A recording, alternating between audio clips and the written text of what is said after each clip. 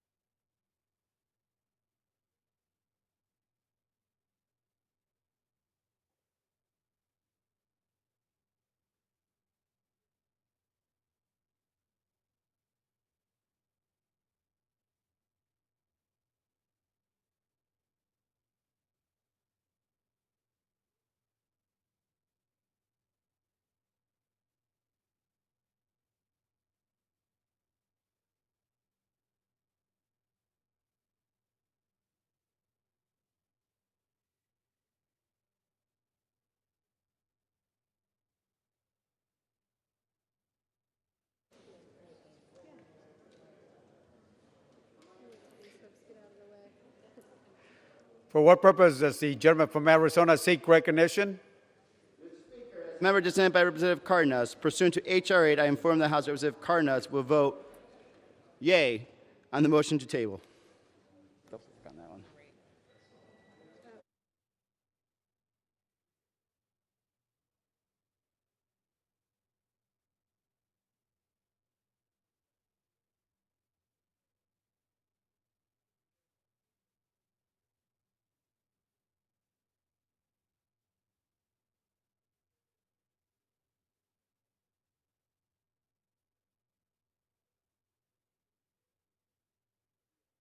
For what purpose does the gentlewoman from California seek recognition?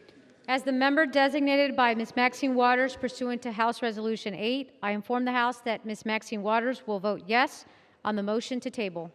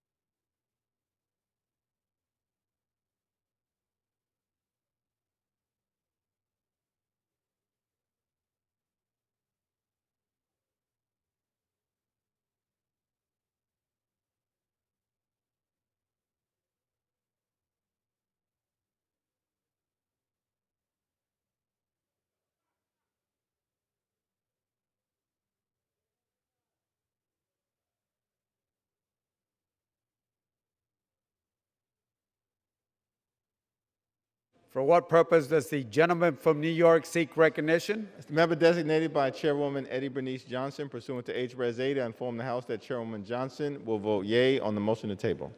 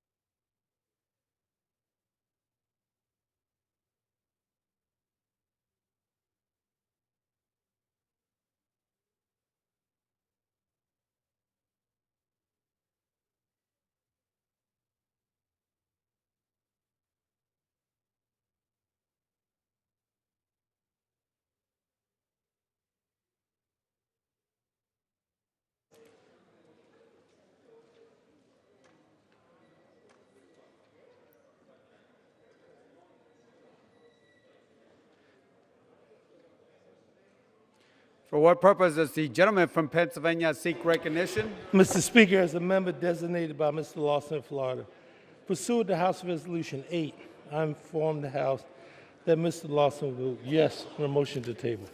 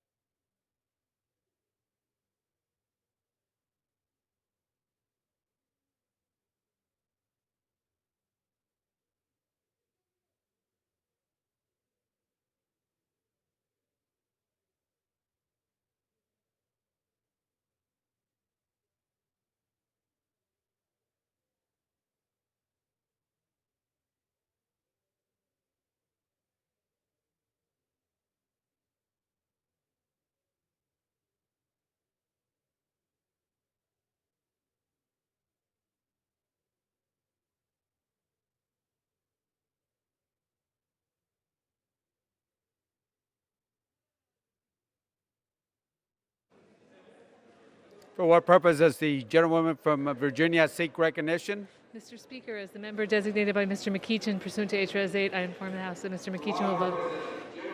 Virginia seek recognition? Mr. Speaker, as the member designated by Mr. McEachin pursuant to H.Res. 8, I inform the House that Mr. McEachin will vote yes on the motion to table. And as the member designated by Mr. Allred pursuant to H.Res. 8, I inform the House that Mr. Allred will vote yes on the motion to table.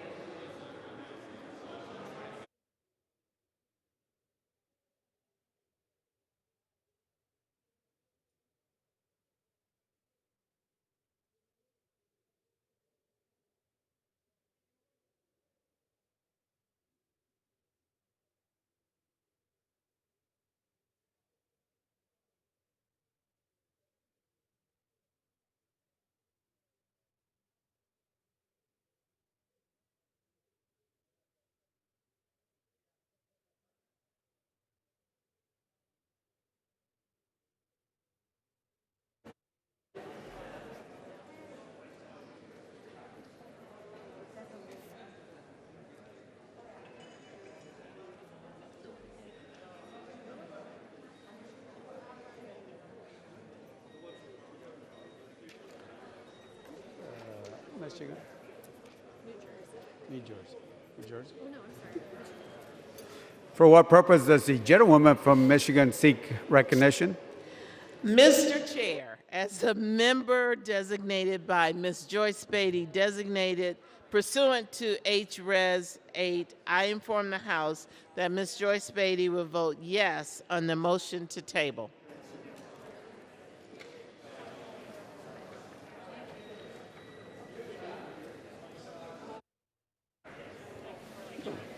For what purpose does the gentleman from Oklahoma seek recognition? Mr. Speaker, as the member designated by Mr. Mullen of Oklahoma pursuant to H.R. 8, I inform the House that Mr. Mullen will vote nay on the motion to table. Thank you, Mr. Speaker. Does the gentlewoman from Illinois seek recognition? As the member designated by Mr. Rush pursuant to H-Res 8, I inform the House that Mr. Rush will vote yes on the motion to table.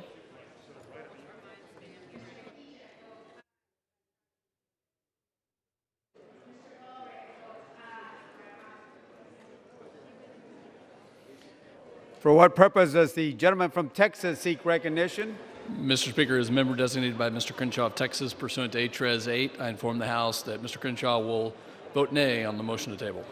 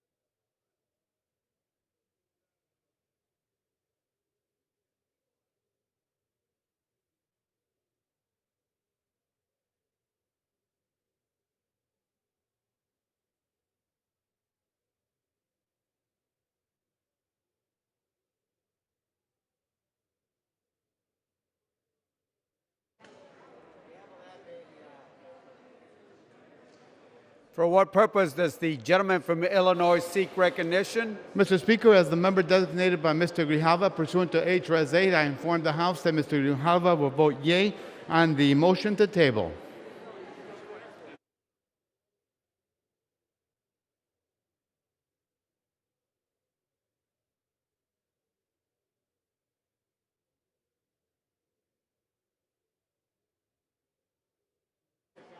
For what purpose does the gentlewoman from Washington seek recognition?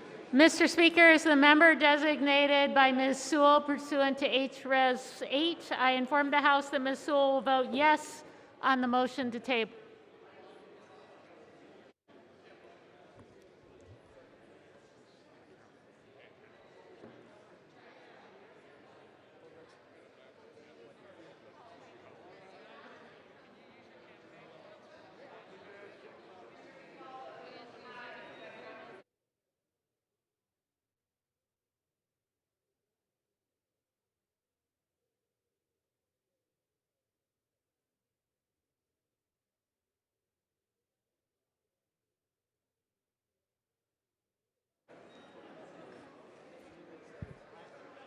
For what purpose does the gentleman from Florida seek recognition? Mr. Speaker, as the member designated by Mr. Buchanan of Florida pursuant to House Resolution 8, I inform the House that Mr. Buchanan will vote no on House Resolution 414.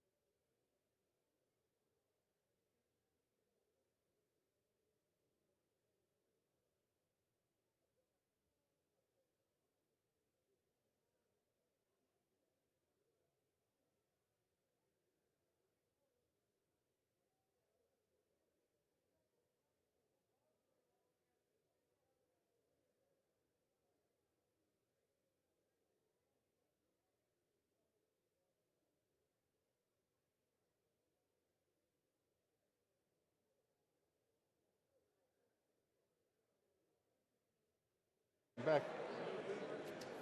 That's good.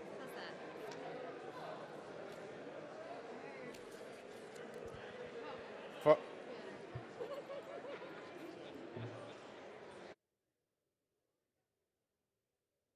for what purpose does the gentleman from Indiana seek recognition? Mr. Speaker, as a member designated by Mr. McHenry of North Carolina pursuant to House Resolution 8, I inform the House that Mr. McHenry will vote no on the motion to table. Purpose does the gentlewoman from Connecticut seek recognition? As the member designated by Ms. Wilson pursuant to H-Res 8, I inform the House that Ms. Wilson will vote yes on the motion to table.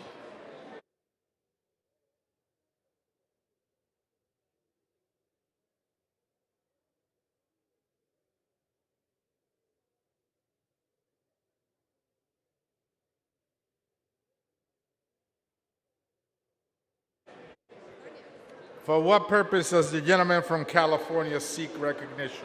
Mr. Speaker, as member designated by Congressmember Napolitano pursuant to House Resolution 8, I inform the House that Congressmember Napolitano will vote yes on the motion to table.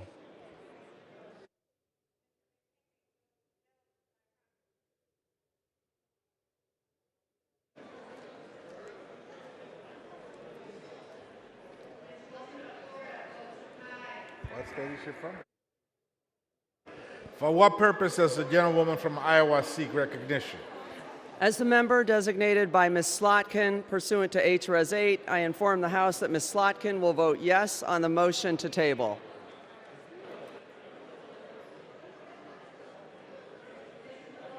What?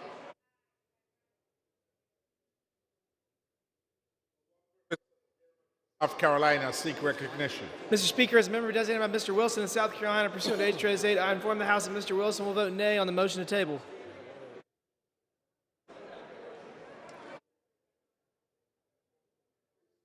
Does the gentleman from New Jersey seek recognition? Mr. Speaker, as the member designated by Mr. Donald Payne pursuant to H-Res 8, I inform the House that Mr. Payne will vote yes on the motion to table.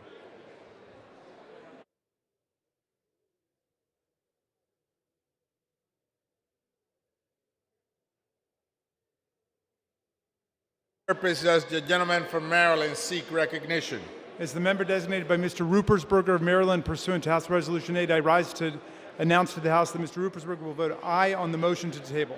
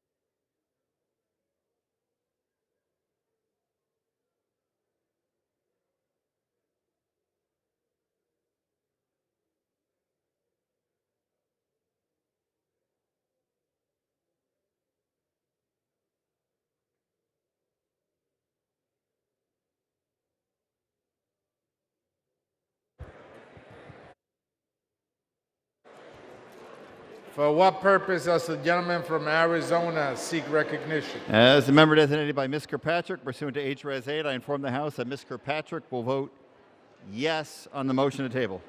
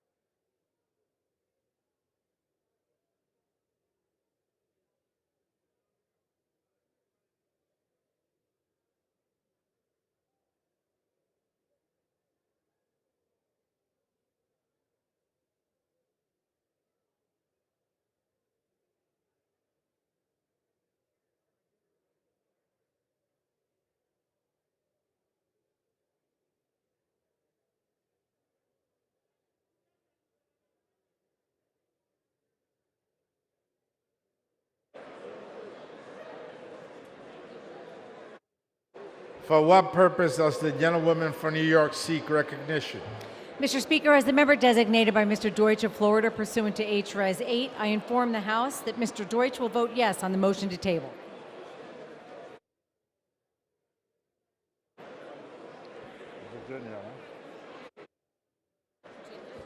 For what purpose does the gentleman from Virginia seek recognition? Mr. Speaker, as the member designated by Mr. Liu pursuant to H.R.S. 8, I inform the House Mr. Liu will vote yes on the motion to table. As the member designated by Mr. Lowenthal pursuant to H.R.S. 8, I inform the House Mr. Lowenthal will vote yes on the motion to table.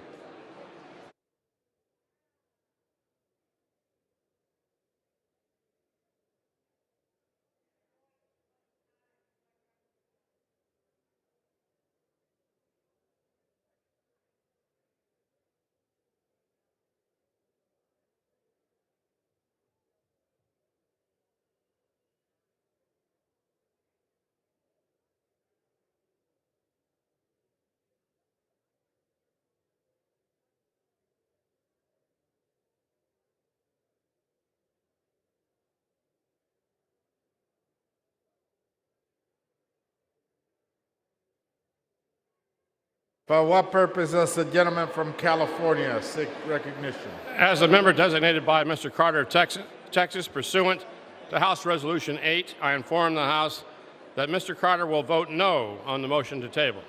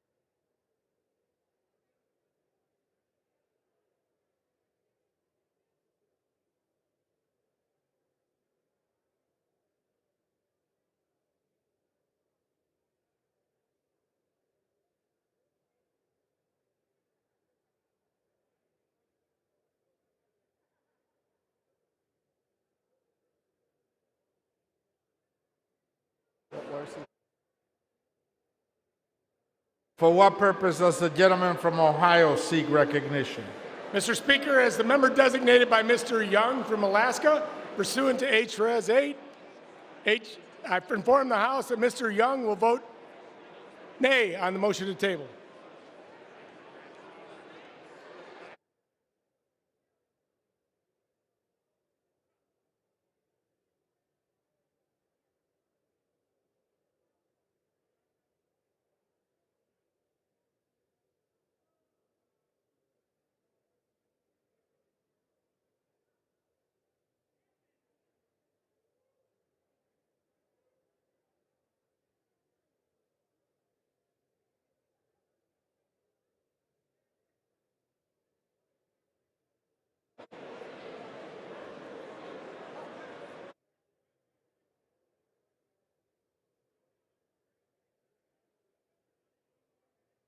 Texas, Missouri.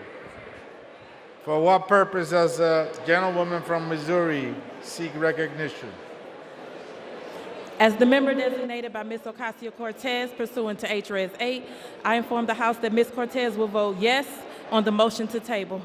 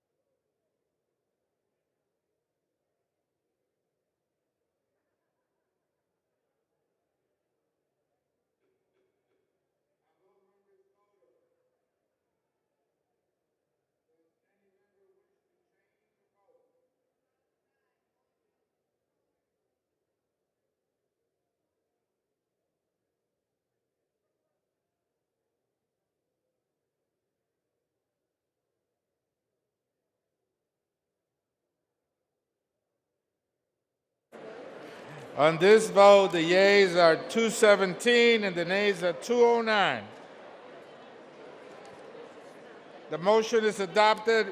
Without objection, a motion to reconsider is laid on the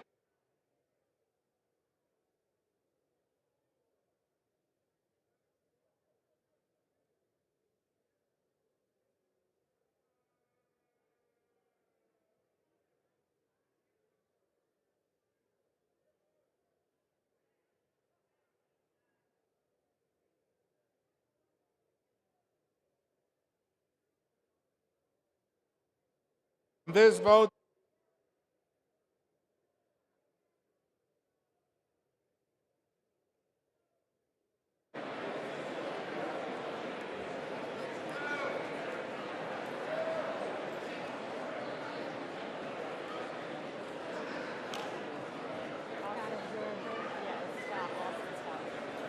Mr. Austin Scott of Georgia votes no.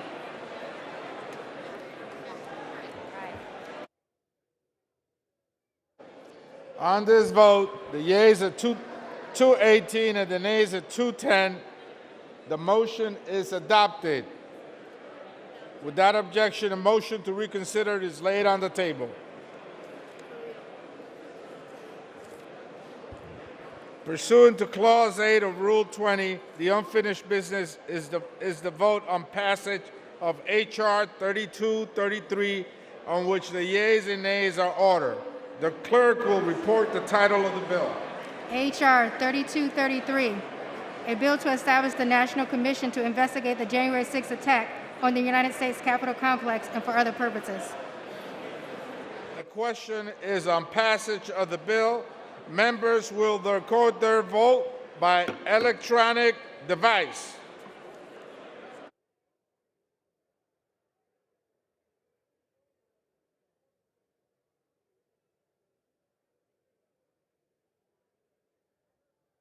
For what purpose does the gentleman from Florida seek recognition? Mr. Speaker, as the member designated by Mr. Vern Buchanan pursuant to House Rule 8, I inform the House that Mr. Buchanan will vote no on House Rule 3233. For what purpose does the gentlewoman from Virginia seek recognition? As the member designated by Mr. McEachin pursuant to H. Res. 8, I inform the House that Mr. McEachin will vote yes on H.R. 3233. And as the member designated by Mr. Allred pursuant to H. Res. 8, I inform the House that Mr. Allred will vote yes on H.R. 3233. For what purpose does the gentleman from South Carolina seek recognition? Mr. Speaker, as a member designated by Mr. Wilson in South Carolina pursuant to H. Res. 8, I inform the House that Mr. Wilson will vote nay on H.R. 3233. For what purpose does the gentleman from Arizona seek recognition? As the member designated by Ms. Kirkpatrick, pursuant to H. Res. 8, I inform the House that Ms. Kirkpatrick will vote yes on H.R. 3233. For what purpose does the gentleman from California seek recognition? As a member designated by Mr. Carter, Texas, pursuant to House Resolution 8, I inform the House that Mr. Carter will vote no on H.R. 3233. For what purpose does the gentleman from California seek recognition? Mr. Speaker, as member designated by Congressmember Napolitano, pursuant to House Resolution 8, I inform the House that Congressmember Napolitano will vote yes on H.R. 3233. For what purpose does the gentleman from Texas seek recognition? Mr. Speaker, as the member designated by Mr. Crenshaw of Texas pursuant to H. Res. 8, I inform the House Mr. Crenshaw will vote no on H.R. 3233. For what purpose does the gentleman from Illinois seek recognition? Mr. Speaker, as the member designated by Mr. Grijalva of Arizona pursuant to H. Res. 8, I hereby inform the House that Mr. Grijalva will vote aye on H.R. 3233. For what purpose does the gentleman from Oklahoma seek recognition? Mr. Speaker, as the member designated by Mr. Mullen of Oklahoma pursuant to H.R. 8, I inform the House that Mr. Mullen will vote no on H.R. 3233. Thank you, Mr. Speaker.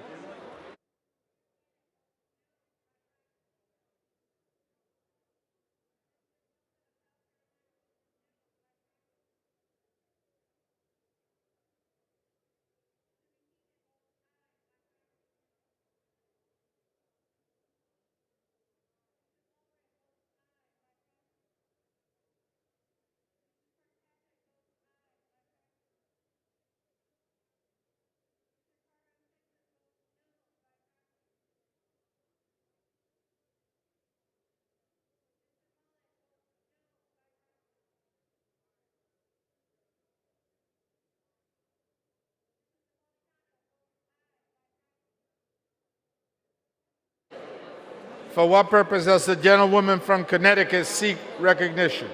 As the member designated by Ms. Wilson pursuant to H. Res. 8, I inform the House that Ms. Wilson will vote yes on H.R. 3233.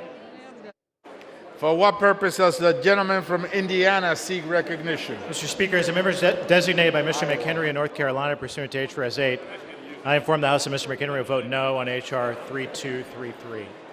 For what purpose does the gentlewoman from Iowa seek recognition?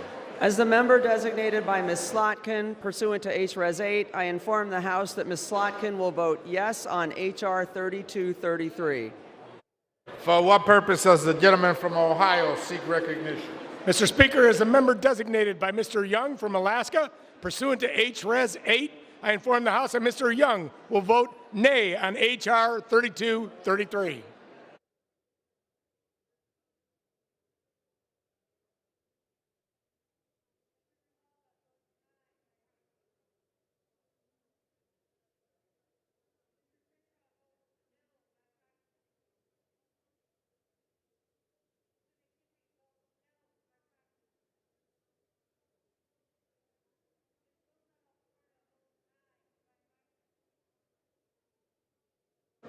For what purpose does the gentleman from New Jersey seek recognition?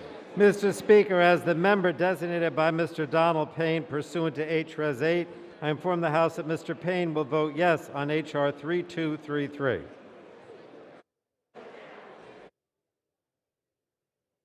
For what purpose does the gentlewoman from New York seek recognition?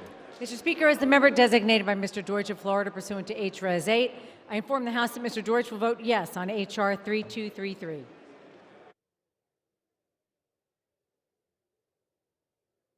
Purpose does the gentlewoman from Missouri seek recognition? As the member designated by Ms. Ocasio-Cortez pursuant to H-Res 8, I inform the House that Ms. Cortez will vote yes on H.R. 3233.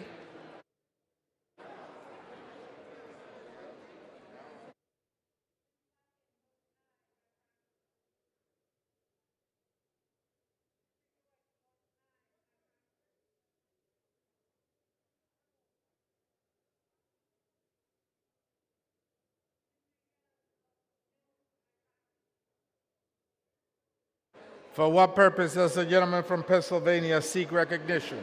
Mr. Speaker, as a member designated by Mr. Lawson of Florida, pursuant to House Resolution 8, I inform the House that Mr. Lawson votes yes on final passage. For what purpose does the gentlewoman from California seek recognition? As the member designated by Ms. Maxine Waters pursuant to House Resolution 8, I inform the House that Ms. Maxine Waters will vote yes on H.R. 3233. For what purpose does the gentlewoman from Washington seek recognition? Mr. Speaker, excuse me, as the member designated by Ms. Sewell, pursuant to H.Res. 8, I inform the House that Ms. Sewell will vote yes on H.R. 3233. Does the gentleman from Virginia seek recognition? Mr. Speaker, as the member designated by Mr. Liu pursuant to H.R. 8, I inform the House that Mr. Liu will vote yes on H.R. 3233. As the member designated by Mr. Lowenthal pursuant to H.R. 8, I inform the House Mr. Lowenthal will vote yes on H.R. 3233.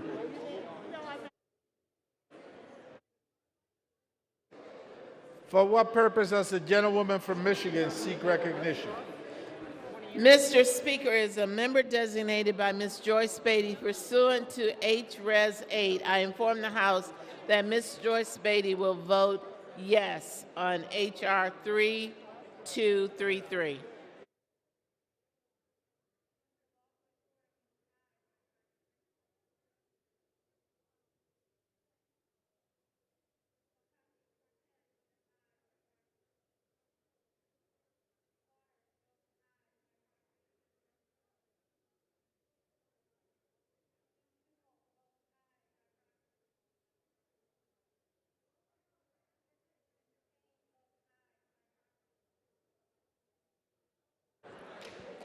For what purpose does the gentleman from New York seek recognition? As the member designated by Chairwoman Eddie Bernice Johnson pursuant to H-Res 8, I inform the House that Chairwoman Johnson will vote yea on H.R. 3233.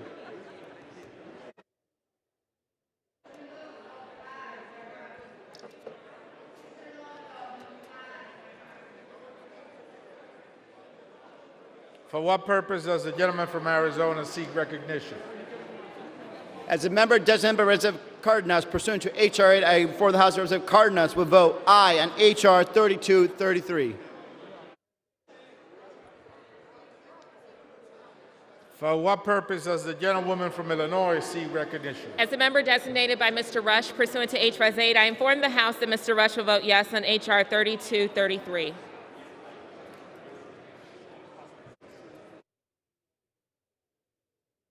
For what purpose does the gentleman from Maryland seek recognition?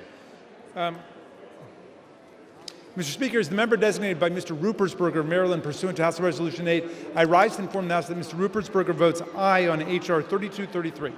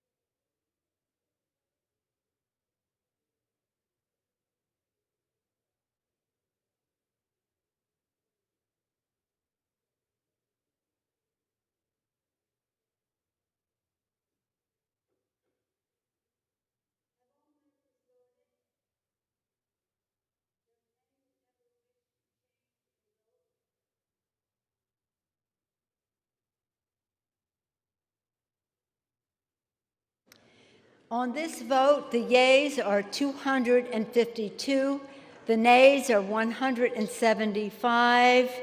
The bill is passed. Without objection, a motion to reconsider is laid upon the table.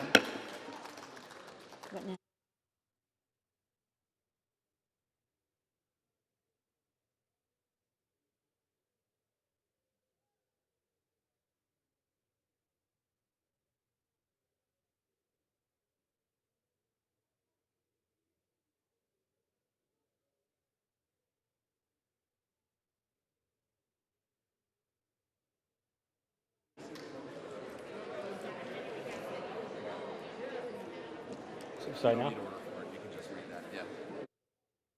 Take off my mask. The chair will announce that on roll call number 149, the following correction will be made. The gentleman from Washington, Mr. Smith, is recorded as voting aye, bringing the number of aye votes to 245.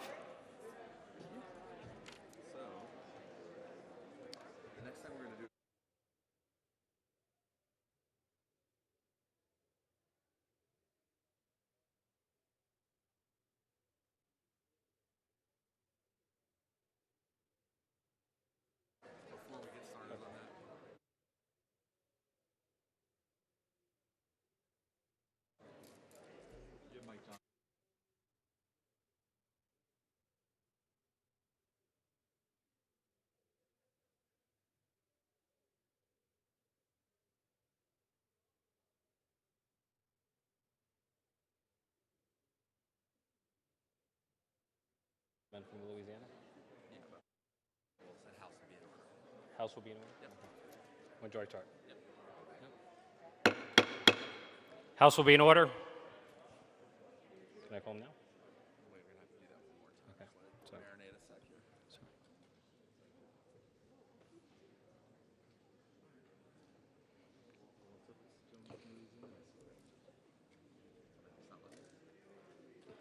The chair will now entertain requests for 1-minute speeches. For what purpose does the gentleman from Louisiana seek recognition? Thank you, Mr. Speaker. On this somber occasion, we rise to honor the late Buddy Roemer. He was born in Shreveport, Louisiana in 1943. He was a Harvard-educated reformer with big ideas. He represented Louisiana's 4th Congressional District here in the House from 1981 to 1988. He served as the 52nd governor of Louisiana, and he was a former candidate for President of the United States. He passed away at the age of 77 on May 17, 2021. Please join us in a moment of silence in honor of his public service and his important contributions to Louisiana and our nation.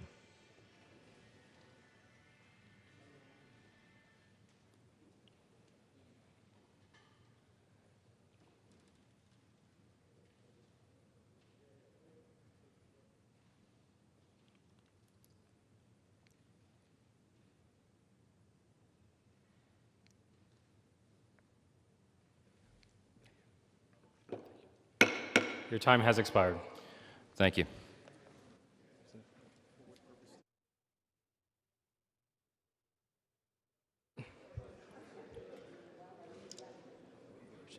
Where is she?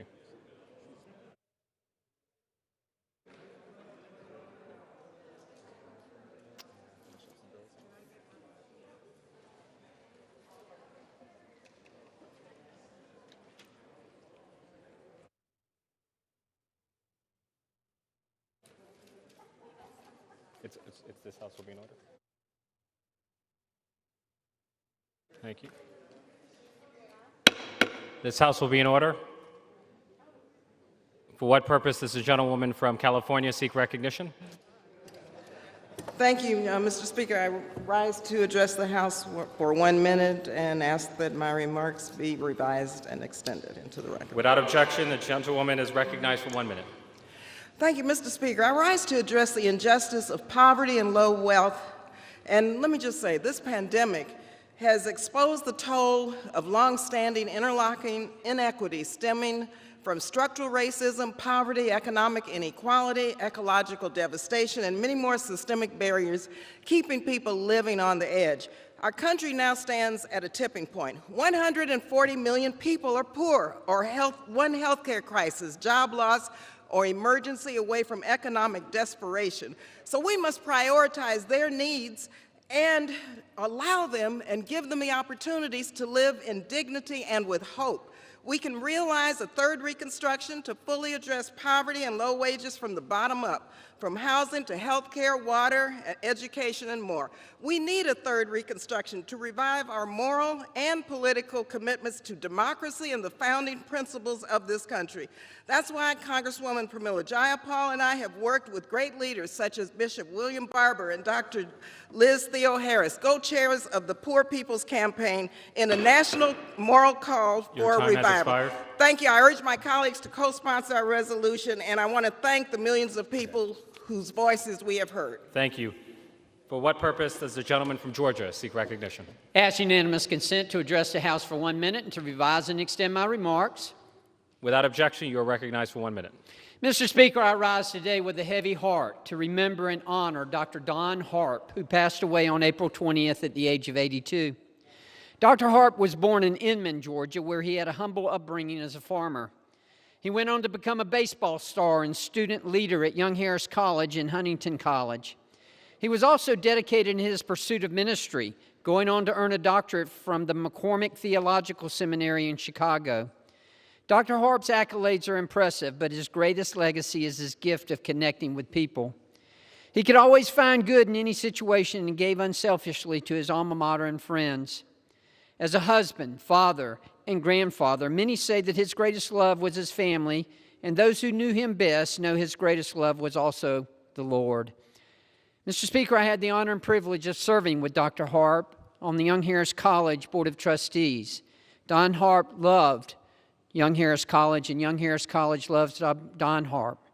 My thoughts and prayers are with his family, friends, and all those who knew him during this most difficult time. Thank you, Mr. Speaker, and I yield back.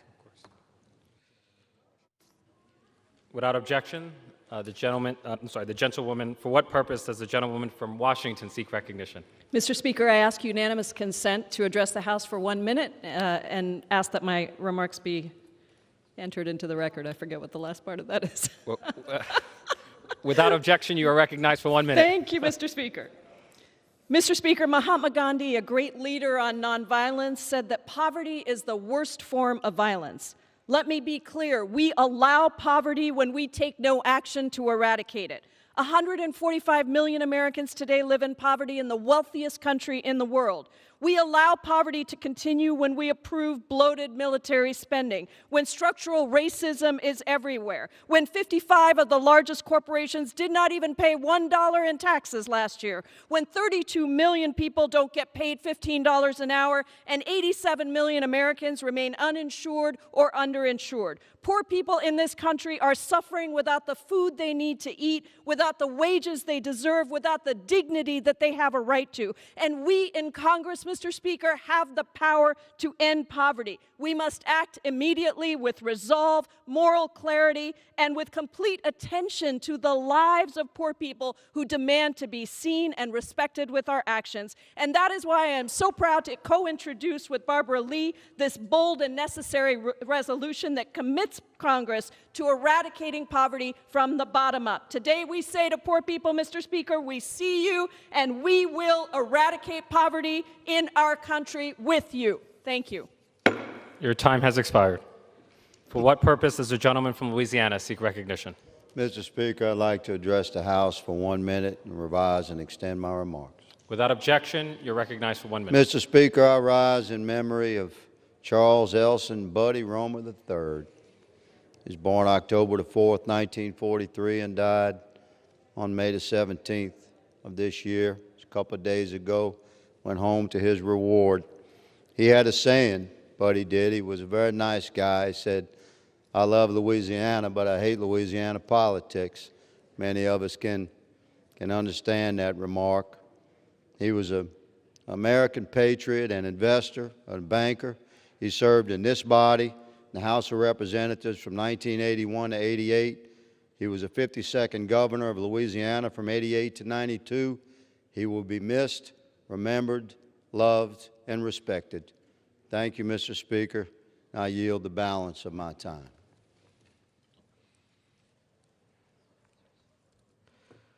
For what purpose does the gentleman from New York seek recognition?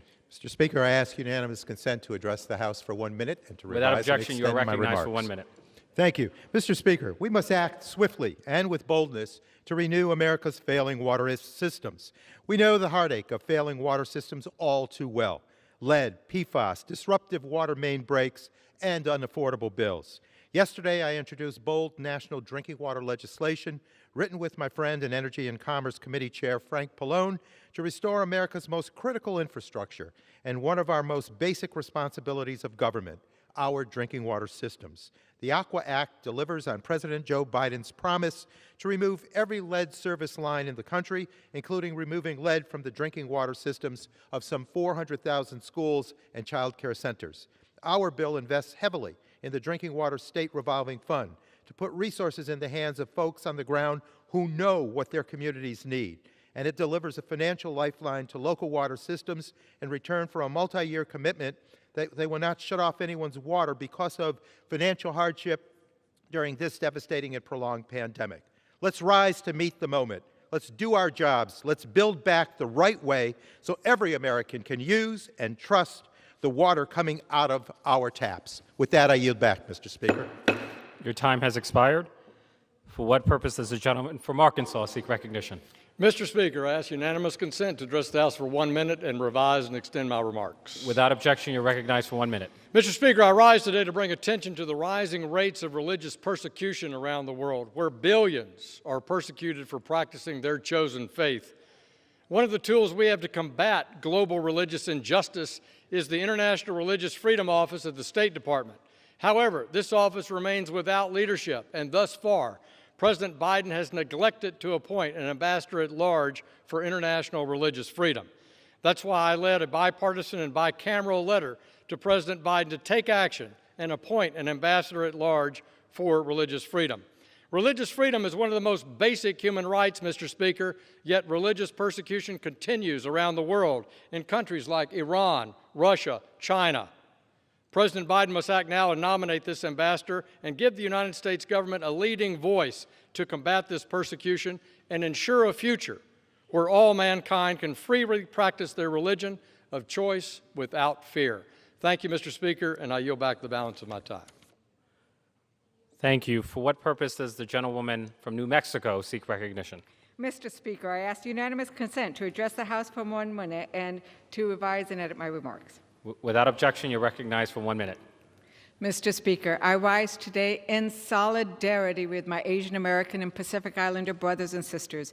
Asian Americans continue to experience violence, harassment, discrimination across our country. Our AAPI communities live in fear of being targets of deadly violence and racist slurs simply because of who they are. As we work to invest and rebuild our communities, we must make one thing clear. Hate and racism have no home here, not in our policies and not in our hearts. Yesterday, we passed the COVID-19 Hate Crimes Act to send to the President's desk. Today, we passed a resolution condemning the horrific shooting at Atlanta. We are making progress, but we must never lose sight of the work that lies ahead to combat the hatred and violence against the AAPI community and to root out racism against our brothers and sisters. I yield back. Thank you. For what purpose does the gentleman from Nebraska seek recognition? Mr. Speaker, I ask unanimous consent to address the House for 1 minute and to revise and extend my remarks potentially. Without objection, you're recognized for 1 minute. Mr. Speaker, a while back, I visited a small business called Craft Axe Throwing and Beer. You heard me correctly, Craft Axe Throwing and Beer. And what an interesting combination of activities, I thought. And I'd driven by it a number of times, but I stopped in one day. And seeing this team make a living, enjoying themselves, I thought to myself, that's what it's all about. Mr. Speaker, the main driver of new jobs in America is small business. And the good news is that unemployment has been on a steady downward trend. But now the hard news, the April jobs report, it was bad. And at the same time, small business owners report that they can't fill the job openings that they have. So why? Earlier necessary government assistance during the pandemic is now interfering with the successful transition back to meaningful work. A little good news, wages are going up. Let's let America run. Thank you, Mr. Speaker. I yield back. Thank you. For what purpose does the gentlewoman from Pennsylvania seek recognition? I seek unanimous consent to address the House for 1 minute and to revise and extend my remarks. Without objection, you're recognized for 1 minute.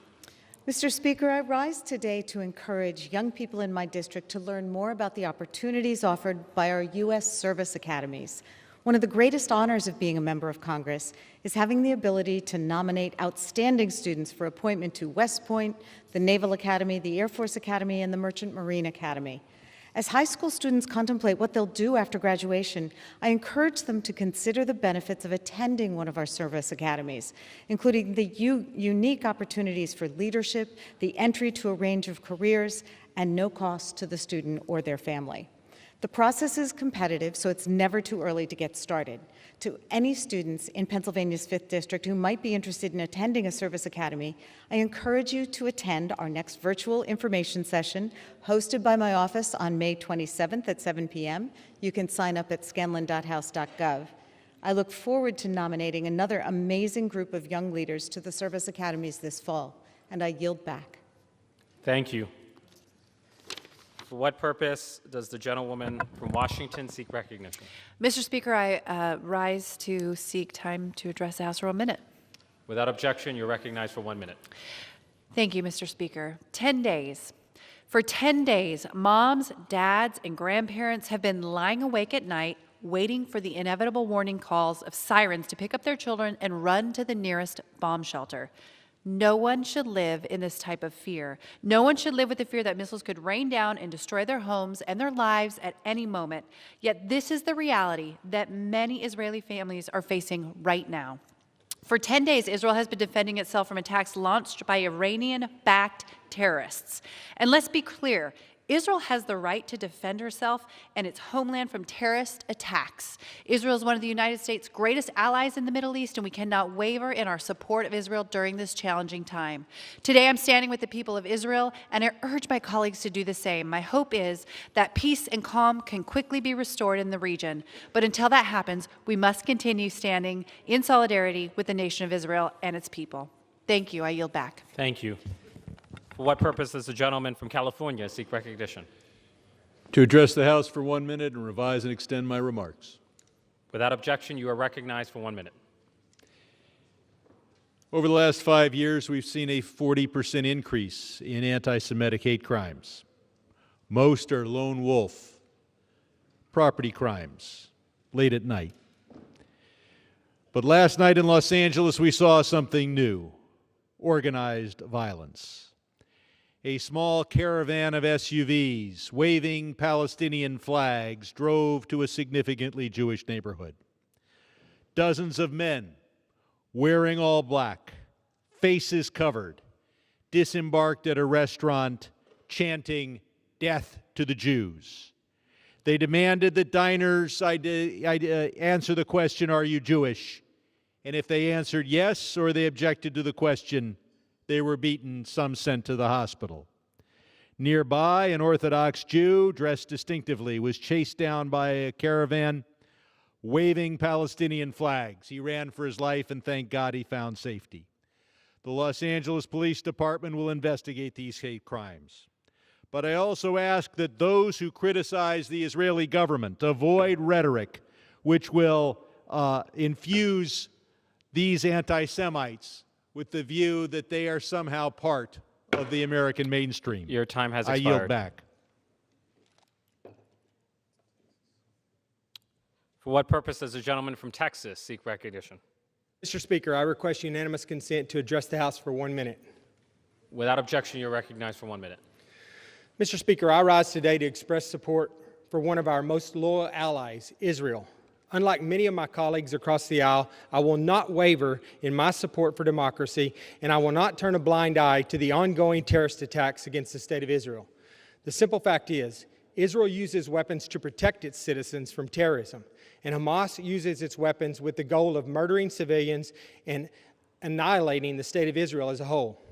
There is no moral equivalence between the two, and any attempt to make Israel out to be the aggressor is not rooted in fact. Israel has the right to defend itself as a sovereign country. In 2014, Congress unanimously passed a Democrat-led resolution condemning Hamas attacks on Israel after they had launched approximately 300 rockets. This time, Hamas has launched over 4,000 rockets into Israel in just 10 days.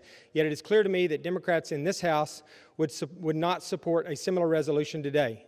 That is a sad and problematic shift. Congress must continue its support for U.S. aid to Israel, and Congress must confront terrorists and their backers like Iran. Thank you. I yield back the rest of my time. Thank you. For what purpose does the gentleman from North Carolina seek recognition? Mr. Speaker, I ask for unanimous consent to address the House for 1 minute. Without objection, you're recognized for 1 minute. Mr. Speaker, according to recent data from my district, the #1 concern of my constituents is the Biden border crisis. Let me repeat that. The #1 concern of my constituents in North Carolina is the crisis at our southern border over 1,600 miles away. It is beyond clear that the response of the Biden administration has not simply been weak, it has also been counterproductive. Americans nationwide are sensing that what the international community has known for the past 6 months.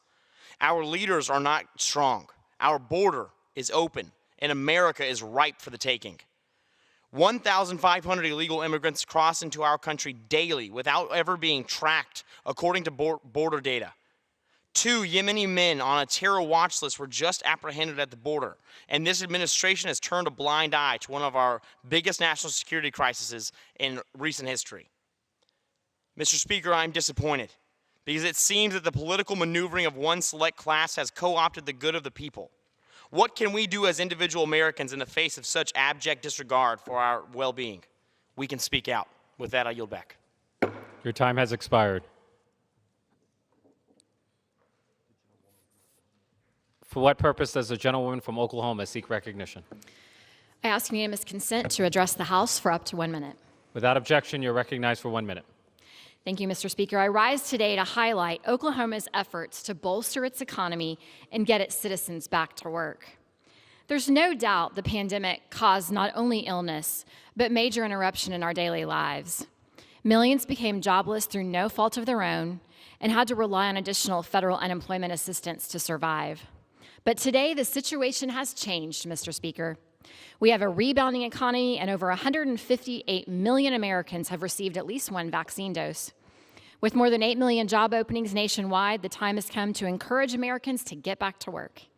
The continued expansion of federal assistance is hampering this promising economic recovery across the country and in my home state of Oklahoma. Mr. Speaker, I am proud to say Oklahoma is leading the country's economic recovery by providing $1,200 signing bonuses beginning in June for individuals who go back to work and stay employed for 6 continuous weeks. There are over 68,000 job postings in Oklahoma currently, with 7,500 in Oklahoma City alone. These are good-paying jobs across a variety of industries, including the energy and manufacturing sectors. Hundreds of employers are offering competitive wages and generous benefits. Thank you, Mr. Speaker, and I yield back. Your time has expired. Thank you. For what purpose does the gentleman from Texas seek recognition? For 1 minute. Without objection, you're recognized for 1 minute. Thank you, Mr. Speaker. This is a very sad time in America. We have, for many reasons, as was discussed earlier today in debate, we used to have bipartisan agreements on things. One of those was when anti-Semitism was raising its ugly head. One party here on the floor still speaks up against, will vote against anti-Semitic statements and call them out for what they are, and another will not. I heard my friend across the aisle, Brad Sherman, just appropriately decrying the violence against anti-Jewish folks in California, this incident. Well, that surely could be something we could once again come back together in a bipartisan way and condemn the 40% rise in violence against anti-Semitism or Semitic people. It's time to come together on that it will show the world. I yield back. Your time has expired. For what purpose does the gentlewoman from Texas seek recognition? Mr. Speaker, I ask to address the House and revise and extend for 1 minute. You are recognized for 1 minute. I thank you. In this short period of time, I offer several thoughts. First of all, we are stronger as a country when we stand up against hate at all times. Today, in a Judiciary Committee, we saw the results of hate now 100 years in the making, and that is the Tulsa race riots. The Tulsa race riots showed that attackers looted and intentionally burned an estimated 1,256 homes in Greenwood, America's Black Wall Street, along with nearly all of the district's churches, schools, and businesses. A testimony of yesteryear saw hundreds of men march through the main business section of Whitetown with their hats off, their hands up, and the brutality was unmentionable. Men, women, and children driven like cattle, huddled like horses, treated like beasts. Today we heard from Viola Fletcher, Hughes Van Ellis, and Leslie Benefield Randall. 100 years, 107 years, and 106 years, we ask for justice for them. In addition, I want to take note that this is Asian American History Month, and to be able to say that we stand against the horrific shootings in Atlanta, Georgia on March 16, 2021. We have to stand against hate. I'm glad that we passed the bipartisan commission on January 6th to show that America is unified. Finally, some good news to my constituents. We'll be launching the child tax credit effort. We want you to get that child tax credit. With that, I yield back, Mr. Speaker. Your time has expired. Thank you.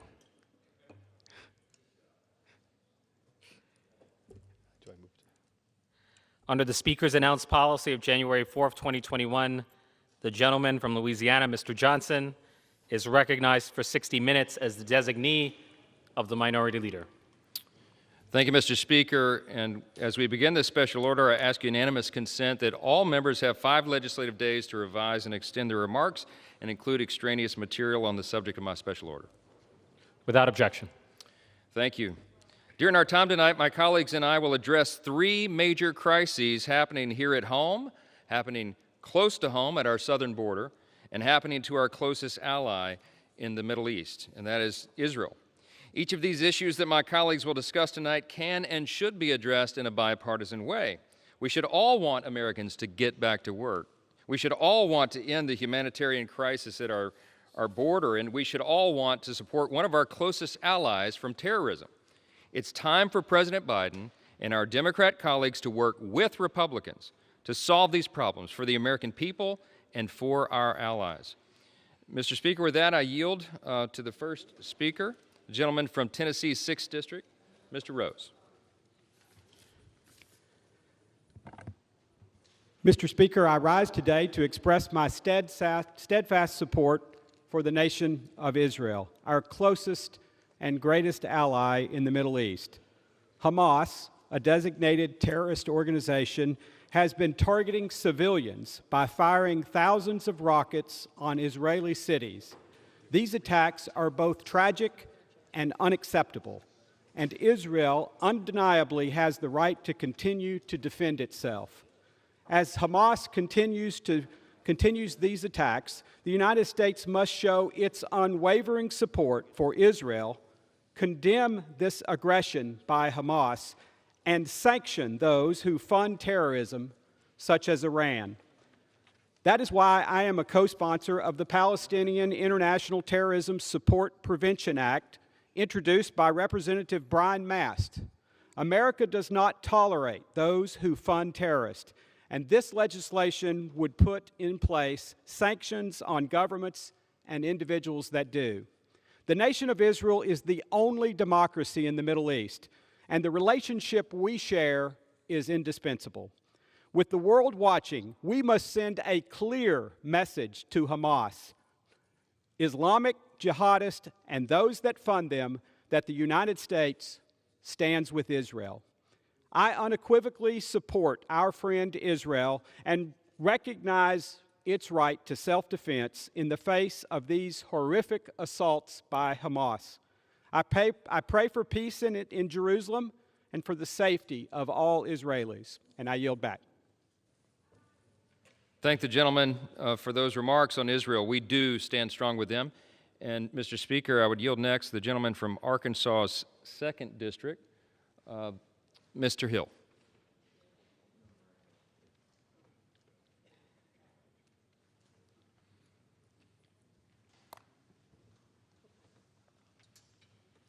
I thank my friend from Louisiana for the time, and I commend him for bringing our members to the floor tonight to talk about something that is so essential to American life: our careers, our work, our independence, our ability to pursue happiness. And this pandemic has thrown many off track for that. And it's House Republicans that want to make sure we pursue policies that get people back to work, back to opportunity, back to independence. Our small businesses in my home state of Arkansas and our local economies across our country are recovering from the devastation of the pandemic. They now face a threat that's resulted from President Biden and House Democrats' inflated and fiscally irresponsible approach to unemployment benefits. The Wall Street Journal reports there are over 8 million job openings, Mr. Speaker, in the United States right now, almost more jobs open than every person currently out of work. Instead of encouraging these positions to be filled, my friends on the other side of the aisle has disincentivized going back to work and have made these benefits so appealing that it's disrupted labor markets across the country, particularly in Arkansas, particularly lower income labor markets. Medicaid workers, small businesses, restaurants all tell me that this is creating problems for them. It's hurt states so much that a handful of individual states are now rejecting participating in federal unemployment benefits. This is not the direction we need to go, and it does not take an economist to understand this is not a permanent solution. We cannot keep tying policies back to a once-in-a-century pandemic that will systematically change our country forever. The solution is simple, and it's what House Republicans are advocating and have been advocating for months. We need policies that encourage Americans to get back to work, not policies that encourage reliance on the federal government. I thank my friend from Louisiana, and I yield back the balance of my time. Thank you, my friend. And from Arkansas, we yield next to the gentlelady from Illinois' 15th District, Ms. Miller. Thank you, Congressman Johnson, for hosting this special order on so many important issues that our country is facing. I stand for peace, and a lasting one. Side by side, the American and Israeli people have stood for freedom and democracy in the face of authoritarian aggression. Side by side, the American and Israeli people have stood for justice with restraint in the face of reckless violence. Side by side, the American and Israeli people have stood for peace through self-defense in the face of terrorism. President Trump was working with various Islamic nation states in the Middle East to adopt the Abraham Accords in order to foster better diplomatic relations with the nation of Israel. Unfortunately, Joe Biden has brought this peace process to a screeching halt. We know Hamas is a terrorist organization and they are funded by Iran. The Biden administration continues to negotiate with Iran to get them back in the Iran deal. Iran is a funder of terrorists, and the Iran deal would make it easier for them to commit and fund terror.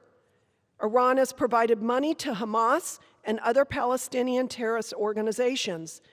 These groups' intention is to destroy Israel and the Jewish state. The ongoing rocket attacks against Israeli civilians show why America must act immediately to support Israel, condemn Hamas, and sanction those who fund terrorism. My family and I will continue to pray for the peace and safety and for the people of Israel as it combats terrorism. Thank you, and I yield back. Thank you, Mrs. Miller. And we are admonished, even by Scripture, to pray for the peace of Israel, and we will. Mr. Speaker, I'm proud to yield now to the gentlelady from Minnesota's 7th District, Ms. Fishback. Thank you very much, and thank you to my colleague from Louisiana for organizing the special order this evening. Mr. Speaker, I rise tonight in solidarity with the state of Israel. As the only democracy in the Middle East, Israel is among our greatest allies and friends. Since the beginning, Israel has had two goals: to live as a Jewish state and to do so in peace. This was true at its founding, and it remains true today. But just as it's been throughout history, Israel again finds itself under attack, this time by Hamas terrorists who, with the help of Iran, are bent on destroying the only Jewish state in the world. Does Israel not have a right to defend itself? Make no mistake, Hamas is not interested in peace. They want to destroy Israel and its people, and are willing to use women, children, and journalists as human shields to do so. Some, including members of this body, have taken to propaganda to paint Israel as the aggressor, but that has nothing more than cheap gaslighting. Israel is not now, nor have they ever been, an aggressor state. Its only actions have been in its own defense. There is simply no moral equivalence between a nation defending itself and those who use terrorism to annihilate the Jewish people. In fact, defeating this terrorism is a prerequisite for peace. Mr. Speaker, these ongoing attacks are exactly why the United States must stand with our Israel allies, condemn Hamas terrorists, and sanction those who provide them support. I call on members of all of this distinguished body to continue our long history of support for our Israeli allies. Thank you, Mr. Speaker, and I yield back. Thank the gentlelady from Minnesota, and from there, Mr. Speaker, I yield to the gentleman, the former sheriff from Texas 22, Mr. Nels. Mr. Speaker, I ask unanimous consent to address the House for 2 minutes. Good enough. It's time to get Americans back to work. The vaccine is available for all, cases are down across the country, and businesses have openings they need to fill. Using COVID as an excuse to stay home and collect unemployment insurance is not healthy for our economy or workers. We should be encouraging folks to take control of their lives and get back to work. But the multi-trillion-dollar proposals out of the Biden administration and the continued COVID federal unemployment insurance payments of $300 per week are encouraging folks to stay home. We just saw the Democrats and the Biden administration deliver 266,000 new jobs in the month of May, when the Dow Jones predicted 1 million jobs would be added. Why this incredible underachievement? Because the policies of the Democrats and the Biden administration are failing our economy, failing our business owners, and failing the American people. Gas prices are skyrocketing across the country. The per-pound cost of copper is more than double what it was just 12 months ago, and the price of homes is rising. The annual inflation rate is triple what it was in 2020, and the highest it's been in over a decade. These are the consequences of spending trillions of dollars on COVID relief and continuing to pay people not to work.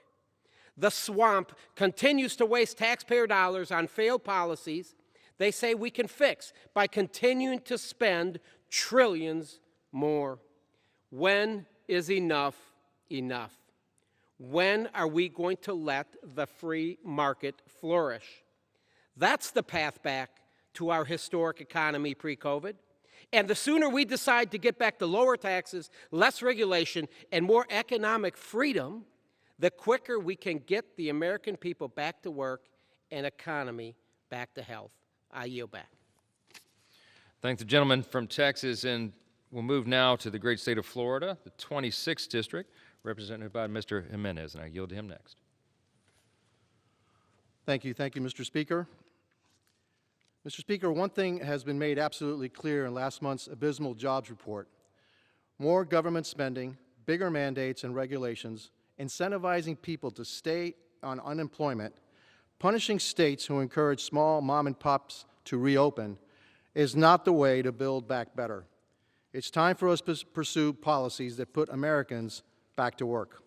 All the so-called experts and the economic forecasters wanted to believe so hard that the massive $1.9 trillion spending package that the Speaker and President Biden rammed through Congress was going to be the answer. But the truth always prevails. That's why, for the first time in Congress, Democrats actually joined Republicans on a major piece of legislation in voting against that sham of a bill, but it passed anyway. When Republicans stood up on this floor to explain line item by line item what was wrong with that bill and why this was the wrong approach, we got attacked by our colleagues on the other side of the aisle for everything imaginable.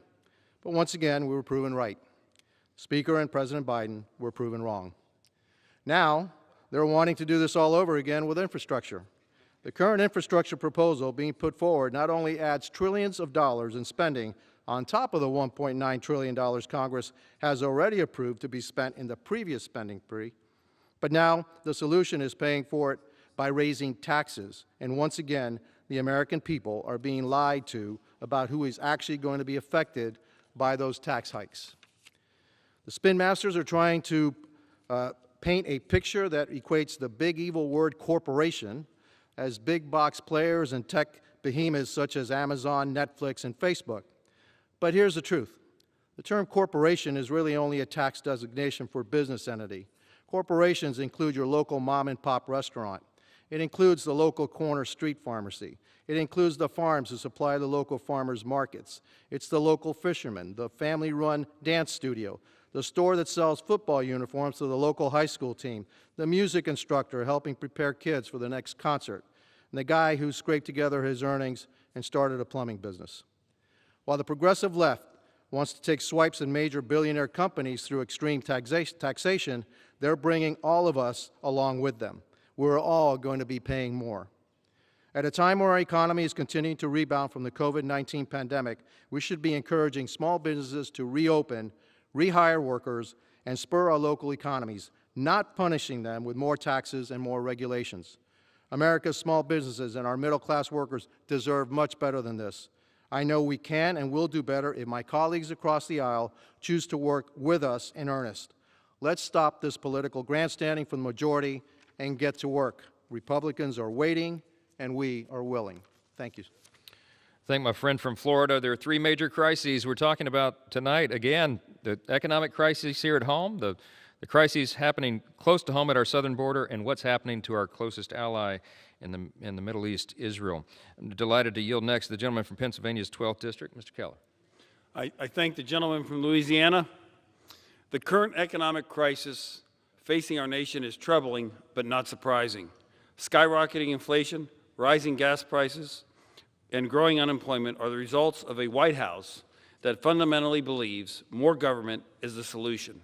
To be clear, President Biden's massive tax and spend policies constitute a losing formula which will drag our nation deeper into debt and government dependency. The April jobs report is a testament to this. A record 8 million jobs are available. However, only 266,000 were filled last month because Biden is promoting government control rather than the sustainable income of a job. Job creators across Pennsylvania in the hospitality, energy, manufacturing, agriculture, and many other industries say the same thing. They are struggling to find workers. Biden's policies are detrimental to our economic recovery and are the last thing America needs. Even more frustrating, the solution to get us back on track has been present all along. Reopen the economy, stop piling debt on our children, and get Americans back to work. It's time that President Biden recognizes that big government is the problem, and only the ingenuity and resilience of the American people will lead us to prosperity. Now more than ever, our government needs to get out of the way and allow Americans to reclaim control of their lives and their government.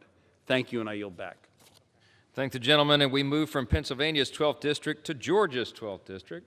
Delighted to yield time to my good friend, Mr. Allen. Thank you, Mr. Johnson, and thank you for holding this special order this evening. You know, thanks to the success of Operation Warp Speed, we've been able to get millions of Americans vaccinated.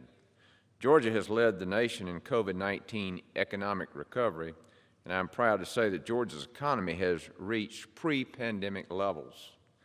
And now that the CDC has rolled back mask recommendations, we're finally seeing a light at the end of the tunnel.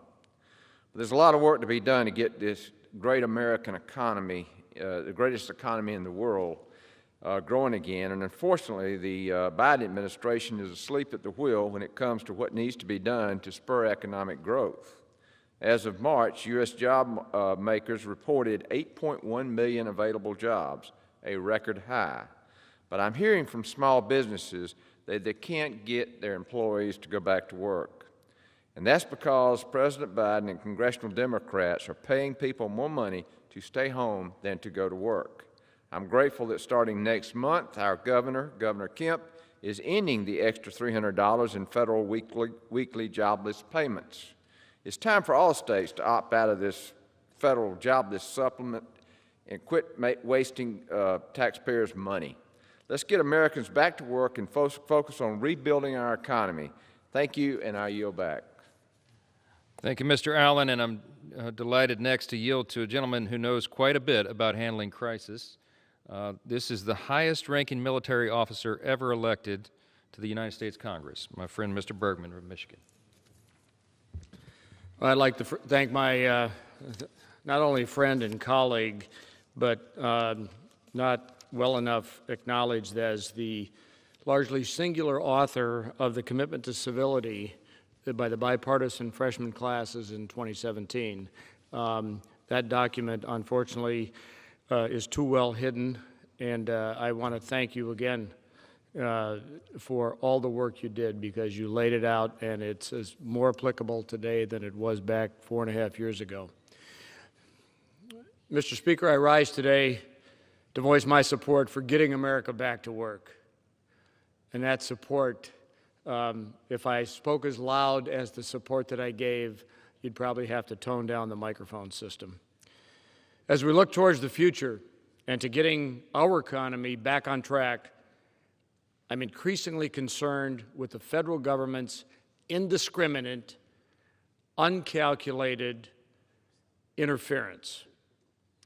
In April, we saw the unemployment rate increase to 6.1% at a time when you have more help wanted signs out than you could imagine. And frankly, as I drive across my district in the beautiful part of northern Michigan that summer has now just about thought about arriving, and I see all those help wanted signs hanging in the windows of countless small businesses, that number unfortunately comes as no surprise given the current administration's policies. We in Congress should be thoroughly angered that with so many businesses looking for help, we instead advance policies that encourage people to stay unemployed. The expanded unemployment benefits served a positive and caring purpose when businesses were being forced to close in response to the pandemic a year ago. However, as more Americans get vaccinated and we return to a more normal life, the need is not the same as it was in March of 2020. Instead, the extra $300 a week President Biden and the Democrats gave in their latest relief bill to those who stay unemployed does little but distort the job market, disrupt our supply chains, and encourage many to simply stay home instead of finding a job. Meanwhile, the backbone of our economy, small businesses across the country, are struggling to find enough workers despite offering competitive wages, benefits, and in many cases, hiring bonuses. To start addressing this problem, states like Michigan should immediately end their participation in the Enhanced Supplemental Unemployment Program. The only way for us as a country to fully recover from this pandemic is by having the federal government stop sabotaging our economy and instead encourage Americans to get back to work. The dignity of work, of a job well done, cannot be underestimated when it comes to bolstering our citizens with a sense of faith in the future and faith in our country. And with that, Mr. Speaker, I yield back. Thank you, General Bergman. And from there, we go to Tennessee's 8th District. Mr. Kustoff. Thank you, Mr. Speaker, and like to recognize my friend and colleague from Louisiana, Mr. Johnson, a great leader, and I thank him for organizing this evening. Mr. Speaker, I want to address two different fronts about President Biden's policies, both of which are failing the American people. The April jobs report showed that the economy added less than 270,000 new jobs. That's disappointing, and it was an underperformance from the 1 million jobs that economists expected. Now, it really should be no surprise to anyone because the enhanced unemployment benefits that were approved by Congress against all of our objections under President Biden's initiative, it's truly disincentivized people from going back to work. And then on the second front, we've seen over the past week or so Hamas continue to launch thousands of rockets at Israel, aiming to kill as many innocent lives as possible. Let me be clear.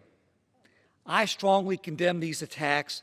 Everybody on this side of the aisle strongly condemns those attacks, and we fully support Israel's unequivocal right to defend herself and her citizens.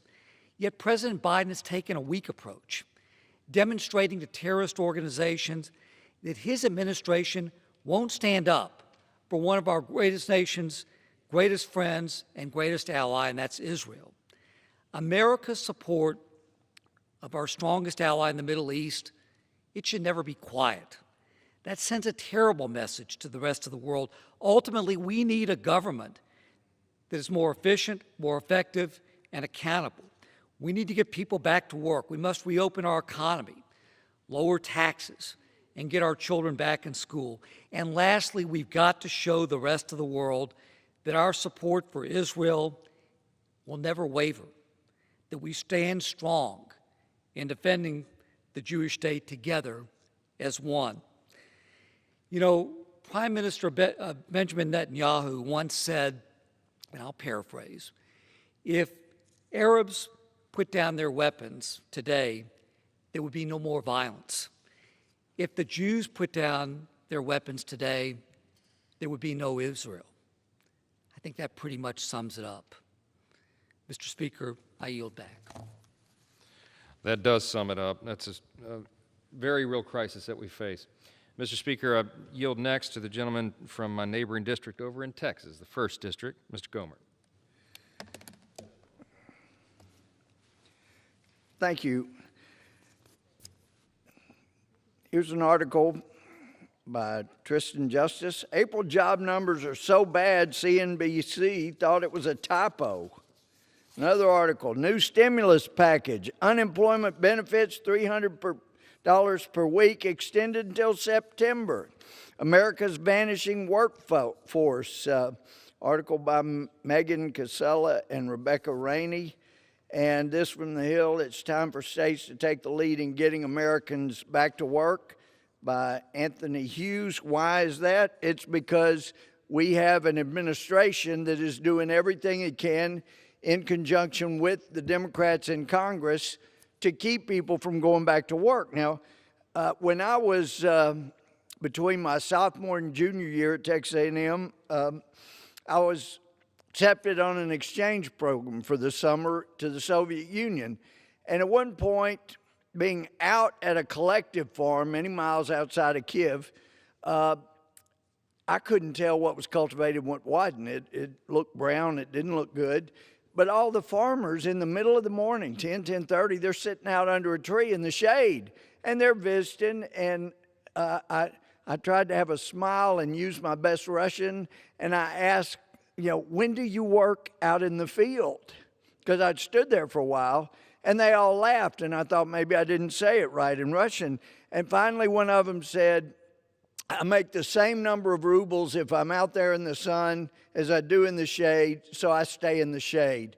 I got a message from one of my friends, lady that says, her yard guy says he can't get people to come back to work. He's got 125 yards.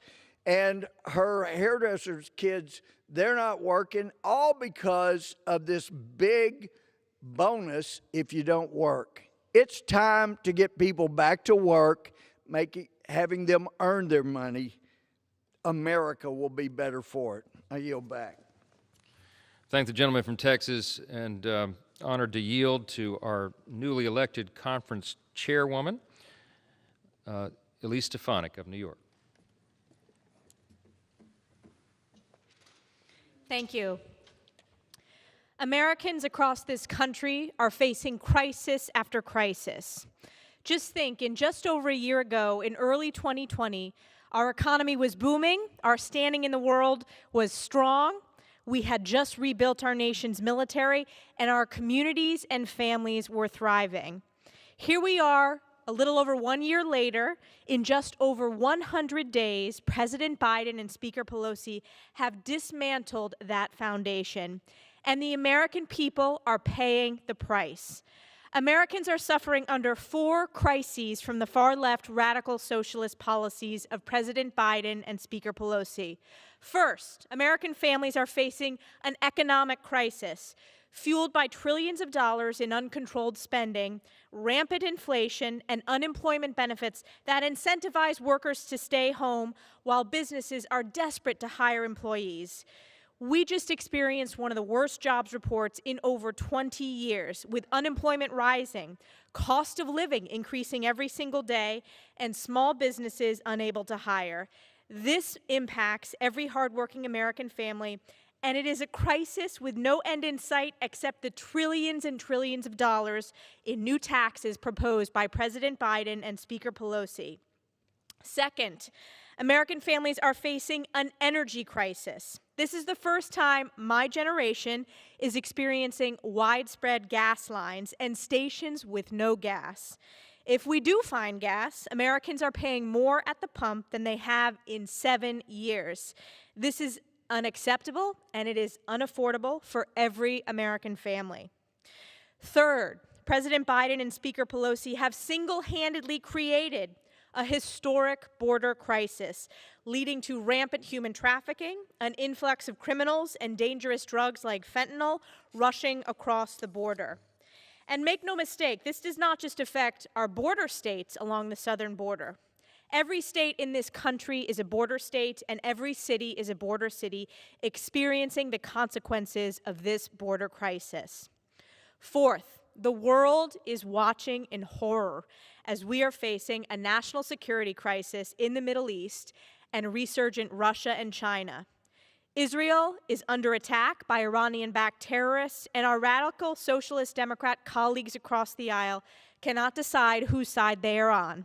Let me be clear, my colleagues, the Republicans, we stand with Israel. More importantly, the American people stand with Israel.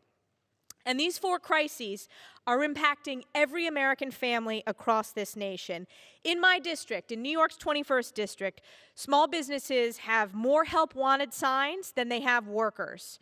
Restaurants like Ted's Fish Fry in upstate New York have been forced to close 1 day a week, just as we're heading into summer, because they are unable to hire workers. Families are bearing the brunt of the abrupt tax hikes caused by skyrocketing gas prices. Border Patrol agents that should be securing our northern border have been sent to the southern border, leaving hundreds of miles of border in my district exposed to drug traffickers and criminals. And people are struggling to grasp the unthinkable. How is the Biden administration negotiating with Iran, the world's largest state sponsor of terror, who has targeted our friends, neighbors, and the soldiers of the 10th Mountain Division in my home district? Republicans and the American people are united in rallying against this destructive, radical far-left policies of Biden and Pelosi, causing crisis after crisis in our country every day. We will continue to stand strongly with American workers, American families, small businesses, as well as our allies around the world. And we will fight back against these policies that have led to the devastation and destruction across this country. With that, I yield back. I thank our conference chair from the great state of New York, and we'll go across the country to the other coast, the state of California, the 25th District, represented by Mr. Garcia. I'm delighted to yield to him now. Thank you, Mr. Johnson. Mr. Speaker, I rise today in direct support of our most critical ally, Israel. Rarely in history has the strategic alliance between two nations been more meaningful and necessary to the pursuit of worldwide stability than the modern partnership between the United States and Israel. I believe the recipe for a lasting relationship between our two nations and achieving stability in the region in pursuit of peace is comprised of the following key tenets. Number one, maximum foreign military funds from the U.S. to Israel with a focus on providing Israel a qualitative military edge. Number two, an undivided Jerusalem as a capital of Israel. Number three, the Golan Heights must remain under the control of Israel. Number four, the worldwide elimination of boycott, divestment, and sanctions against Israel and Jewish communities and Jewish communities here in the U.S. Such practices are blatantly anti-Semitic. Number five, prosecution of and defense against mutual threats to Israel and the United States. Any threat to Israel should be treated as a threat to the United States. Number six, we cannot allow a nuclear-capable Iran, and we should not re-enter the JCPOA nuclear deal. Mr. Speaker, I've seen war firsthand. War is an ugly thing, but failing to unequivocally support an ally as critical as Israel in pursuit of worldwide stability is the ugliest of things, especially at a time like this when stability worldwide is eroding in front of us. I urge Congress and this administration to fully support Israel. I yield back. Thank you, Mr. Johnson. Thank my friend from California. Move to the great state of Texas next, the 36th District, represented by Mr. Babin. I yield to him. Thank you to my good friend from Louisiana, Mr. Johnson. I come to the floor today with one clear message for the American people. Bad policies have bad consequences. Not that many weeks ago, we had a thriving and stable economy. We were energy independent. We were a sovereign nation with a secure border. Now, roughly 100 days into Joe Biden's presidency, we are living in what feels like the twilight zone with gas shortages, 2008 levels of inflation, rampant and out-of-control spending, high unemployment rates, destruction in the Middle East, political correctness and wokeness winning the war on common sense, and worst of all, a massive border crisis. These things didn't just happen, folks. They are the direct result of the left's conscious policy decisions, or rather delusions, and is this the America they really wanted? Unfortunately, the mainstream media wants to distract you from the colossal failures of America's weakest president and his administration. In fact, the liberal media dedicated approximately 0 minutes of airtime to the April illegal border crossing numbers, which were the worst in our nation's history. But I'm here to tell you the truth. Biden's foolhardy policies have created a disaster on America's southern border. He has failed us. He has failed you and your family. And most importantly, he has failed to maintain the sovereignty of our beloved nation. We cannot begin to comprehend the lasting impact that Biden's border crisis will have on the sanctity and the security of this nation. And as I wade through the anarchic waters of living in Joe Biden and the Democrat America, I am reminded of the words of Alexander the Great when he said, "I'm not afraid of an army of lions led by a sheep. I am afraid of an army of sheep led by a lion." My friends, leadership is everything. And sadly, right now, our country is in desperate need of a real leader. With that, I yield back. Thank my friend for that great reminder, and yield next the gentleman from Georgia's 10th District, Mr. Heiss. I thank my friend for yielding his time. We were all seeing gas prices soar 35% since January, since this administration took office. Whereas what this administration inherited under President Trump was low and affordable energy costs, and our nation had actually achieved energy independence. There were record low unemployment numbers across all demographics, and prior to COVID, the average hourly wage earnings rose at the fastest rate in decades. So what's changed? Well, what's changed is a reversal of those policies that work. Unfortunately, President Biden has proved that he is far more concerned with appeasing the fringe left-wing environmentalist extremist in his party than he is in helping the average American by lowering energy costs and creating good-paying jobs. And so with prices continuing to soar and massive labor shortages, it only makes sense that we should be doing the right kinds of things to get people back to work.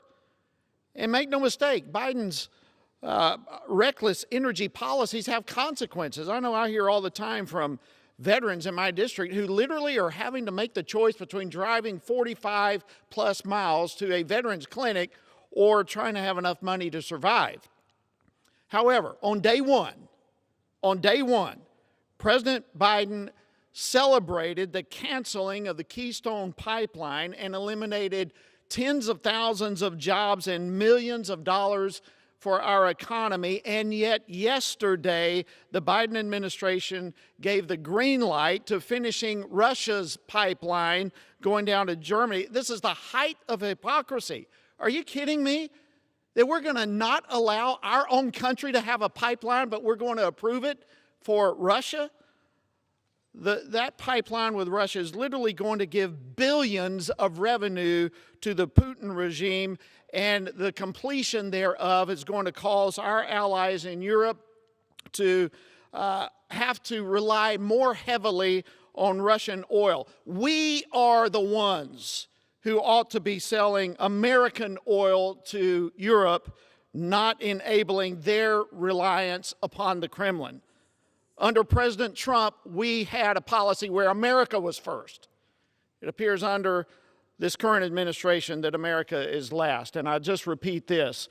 This is what we have. Under President Biden, sanctions against Russia are canceled, and they build a pipeline. Under President Biden, he cripples our own economy by canceling Keystone. It's time for us to get back to work. I yield back. Thank the gentleman from Georgia. Mr. Speaker, may I inquire how much time remains on the clock?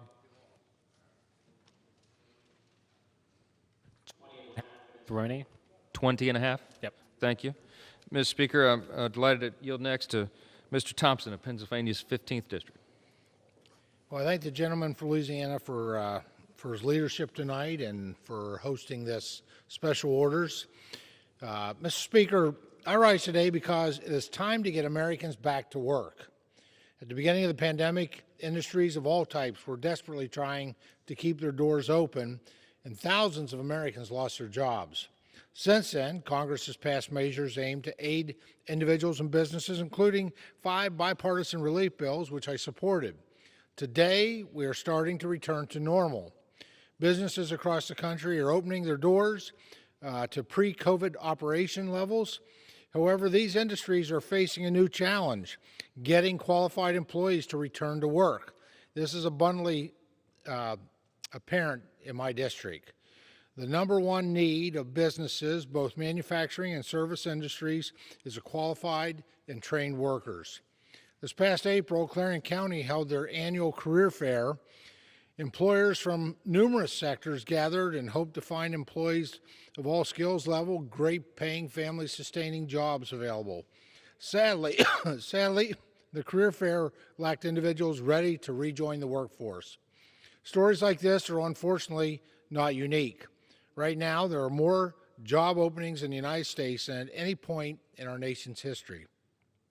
Mr. Speaker, as we continue to return to normal and more restrictions are lifted, we must continue to follow the science and encourage Americans to re-enter the workforce.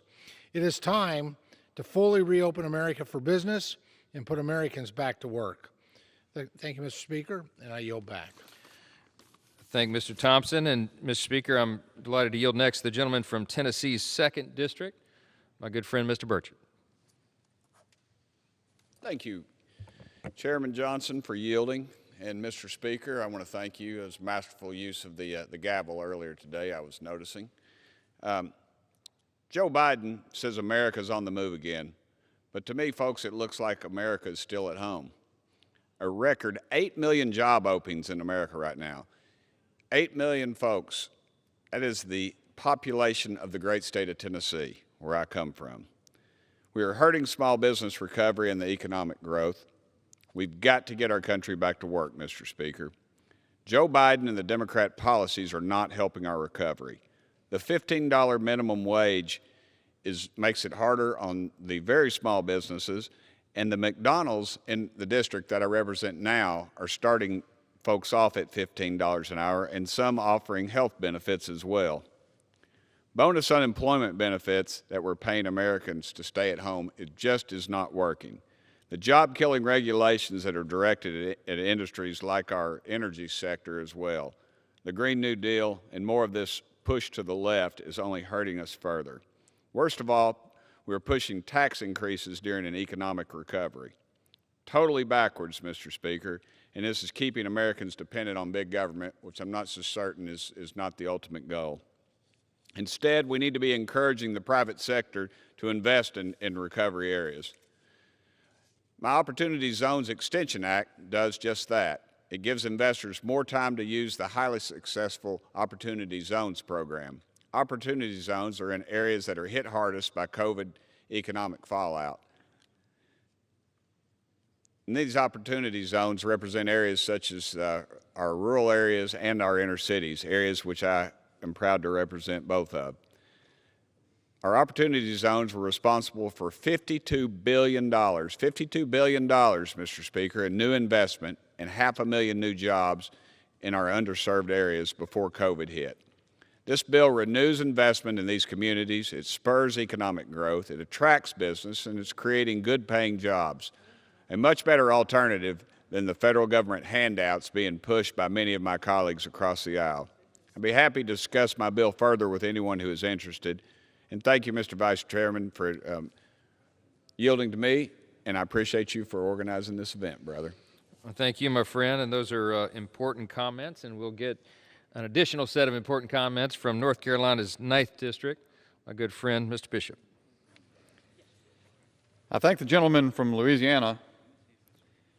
Just like that, America faces 4 simultaneous crises: loss of control of the border, energy supply disruption, a sudden spurt of stagflation, and 4, a key ally under assault.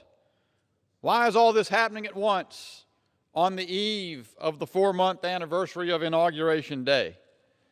Because a weak president signals a weak America.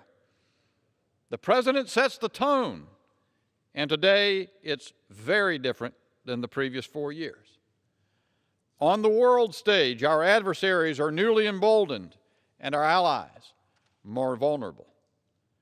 After several years of creative Trump peace deals, Israel is already under attack. Is that a coincidence? No. Hamas and other terrorists knew that with Trump there would be consequences. They know with Biden there will be none. At our southern border, we have plateaued at a 20-year high for illegal border crossings. It's not slowing down. The word is out. You can cross without consequences. In fact, Biden and his allies think progress is expanding the throughput. Americans are also now experiencing gas shortage, last seen with Jimmy Carter. Even before the price at the pump skyrocketed. Why? Because this president doesn't value or fight for American energy independence like the last one. Instead, he cancels our pipelines and greenlights Russia's. Now, families have new worries about their fuel budgets while being lectured to by this administration on leftist green energy fiascos. Perhaps most pressing of all, our economy is not recovering as it should, while all the warning signs of inflation grow stronger. Practically every day, I hear the same thing from North Carolina small businesses that they cannot find workers. And after that last pathetic jobs report, it's clear that this isn't isolated to any home state. Biden isn't fighting for jobs. He's paying more to not have one. What we are seeing across the board is trickle-down weakness. and the adverse effects are clear. For the first time in 4 years, America has a president who backs down without a fight, and it's costing us. Biden is nowhere to be found on the issues that matter. In his absence, Republicans will keep fighting for the American people. I yield back. We will keep fighting indeed. Thank you for those comments. I yield next to the gentleman from my neighboring district in South Louisiana, Louisiana's 3rd District, Mr. Higgins. I thank my friend and colleague. Mr. Speaker, Americans are bewildered about what's happening in our nation today. Americans that actually work have deep concerns about the future of our country. It's incredible to observe from our perspective as a humble constitutionalist servant within this august body exactly what's going on with my colleagues across the aisle and our newly inaugurated executive branch. We have moved from policies out of our executive that put America first to policies out of the President's administration to put America last. We're facing $31 trillion in debt. Let me help my American brothers and sisters that work very hard to earn their living and have portions of their income seized and sent to Washington, D.C. Let me help them get their head wrapped around $31 trillion in debt. If this body, which is responsible constitutionally for all federal spending, were to run a $1 billion surplus in a fiscal year, meaning we spent $1 billion less in federal expenditures than we took in federal revenue, $1 billion, it would require 31,000 years of a $1 billion surplus to address a $31 trillion debt, because a trillion is 1,000 billion and a billion is 1,000 million. It's insane what's being presented as fiscal responsibility out of the Biden administration's White House in their budget request. President Biden shut down the Keystone Pipeline, killed thousands of American jobs overnight with the stroke of his pen on his first day in office, and now has approved support for a Russian pipeline where, under the guise of ecological concern, is why he shut down Keystone, is done incredibly clean in America. The oil and gas industry, energy industry in America is the cleanest in the world. We're going to shut down an American pipeline and approve and authorize a Russian pipeline. It's absurd the direction we're going in. Our border crisis, my sources, which are accurate, we've had at least 700 to 800,000 illegal crossings this year. Our vice president allegedly has been put in charge of handling the border. She can't find her way to South Texas. We should send a map to the White House. Israel, could you imagine what our response should be as a nation if we received 8,000 rockets fired at our citizens? We should be standing unwavering beside our ally, Israel. A nation that stands against Israel stands against itself. I thank the Speaker for allowing me to address the House, and I thank my colleague for holding this important special order this evening. I yield the balance of my time. I thank my good friend, and I yield next to a gentleman from the great state of Texas who knows something about all this, Mr. Cloud, Texas 27th District.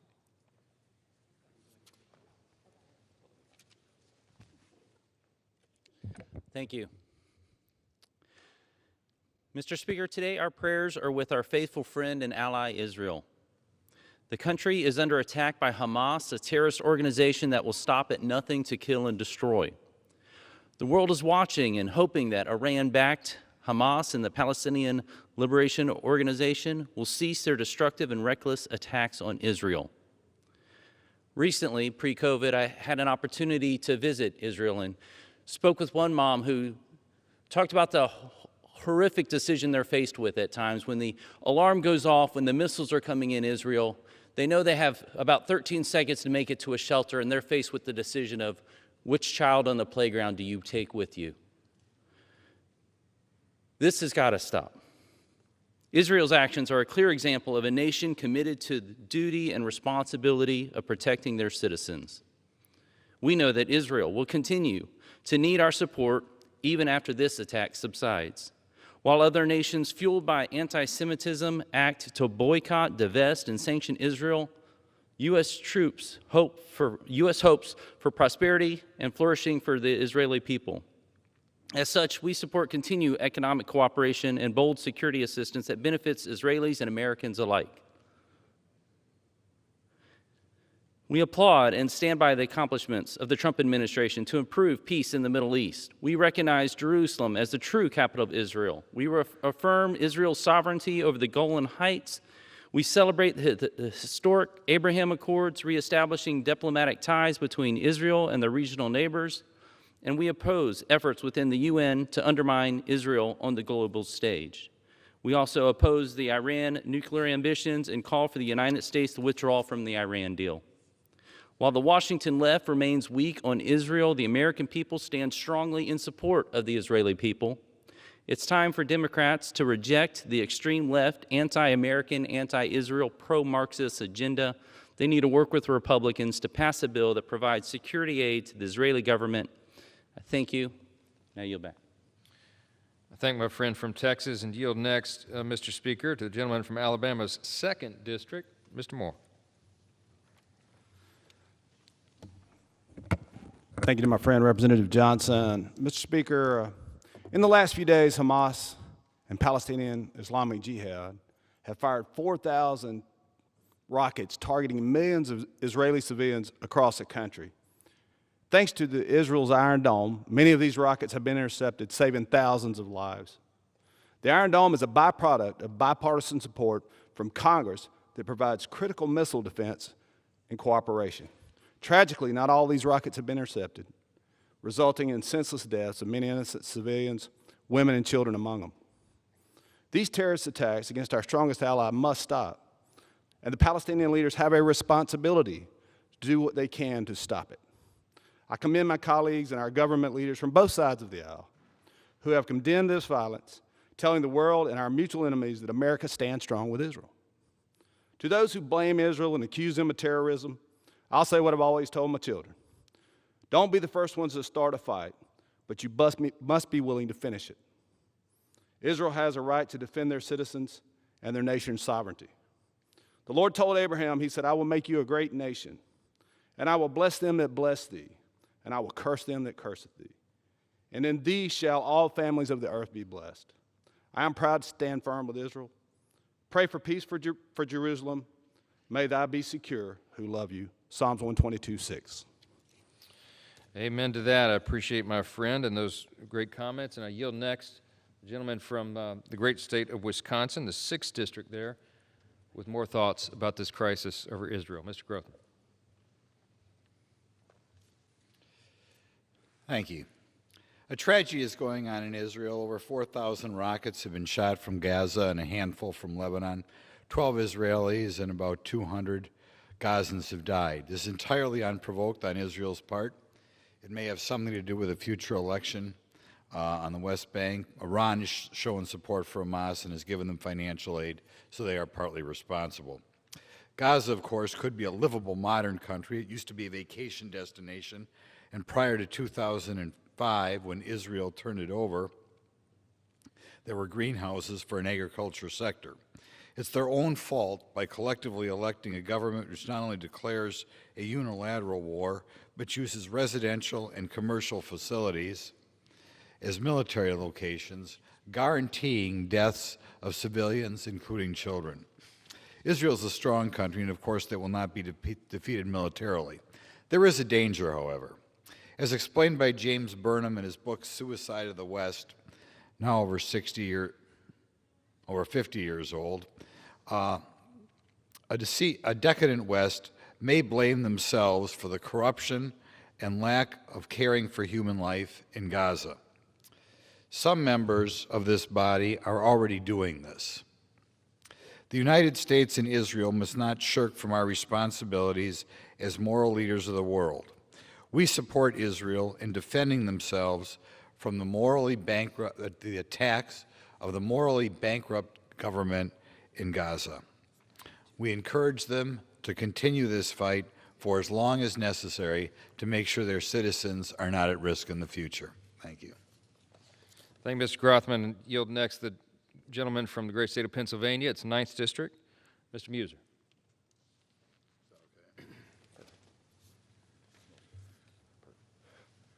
Well, I thank my good friend, the gentleman from Louisiana, our Republican vice chair. Thank you very much. Mr. Speaker, since the onset of the pandemic, our small businesses have been faced with immeasurable challenges. Though our recovery from the pandemic is underway, businesses now face an unnecessary worker shortage due in part to enhanced unemployment compensation payments that disincentivize work. Each week, I speak with business owners from across my district who tell me they've opened jobs but can't fill them and compete with enhanced unemployment. One of the largest employers in my district, East Penn Manufacturing, hosts weekly job fairs to fill hundreds of good-paying manufacturing jobs that they have available and are going unfilled. Enhanced unemployment compensation was never intended, Mr. Speaker, to be permanent, but it is now disrupting the labor market on the onset of what can be a strong recovery.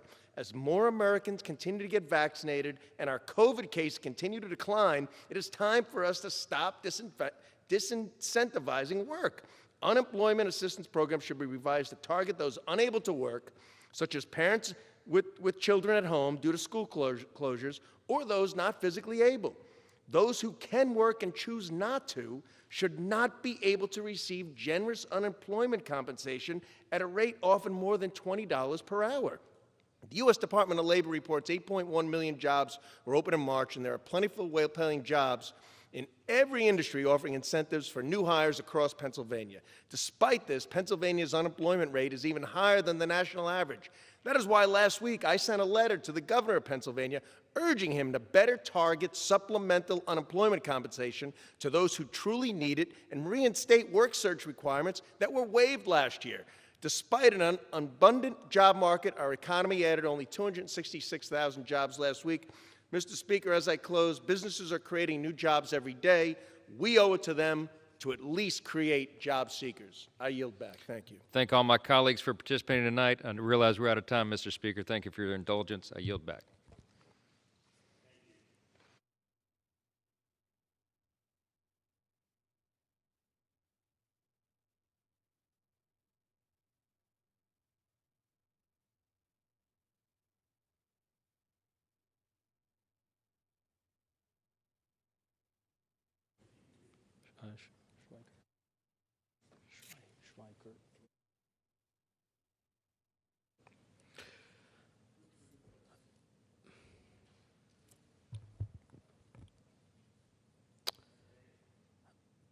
Under the Speaker's announced policy of January 4th, 2021, the Chair recognizes the gentleman from Arizona, Mr. Schweikert, for 30 minutes.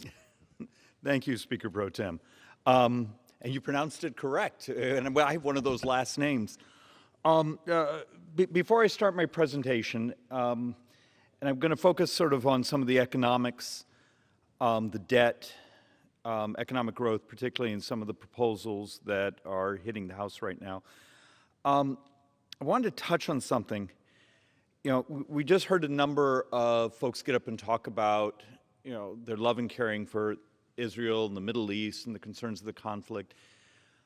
I want to do something that's a little bit different. I have intense concern that our relationship with a fair and functioning republic in the Middle East never become a partisan issue. Maybe this will make sense. You know, I've been here for a few years, and there's always been the ability for those on the left and the right to stand up and say, look, we have a country that works. No country is perfect, but it works, and it respects human rights. It's a functioning republic, a democracy in the Middle East. and was really sort of heartbroken last week, just before I did one of these presentations.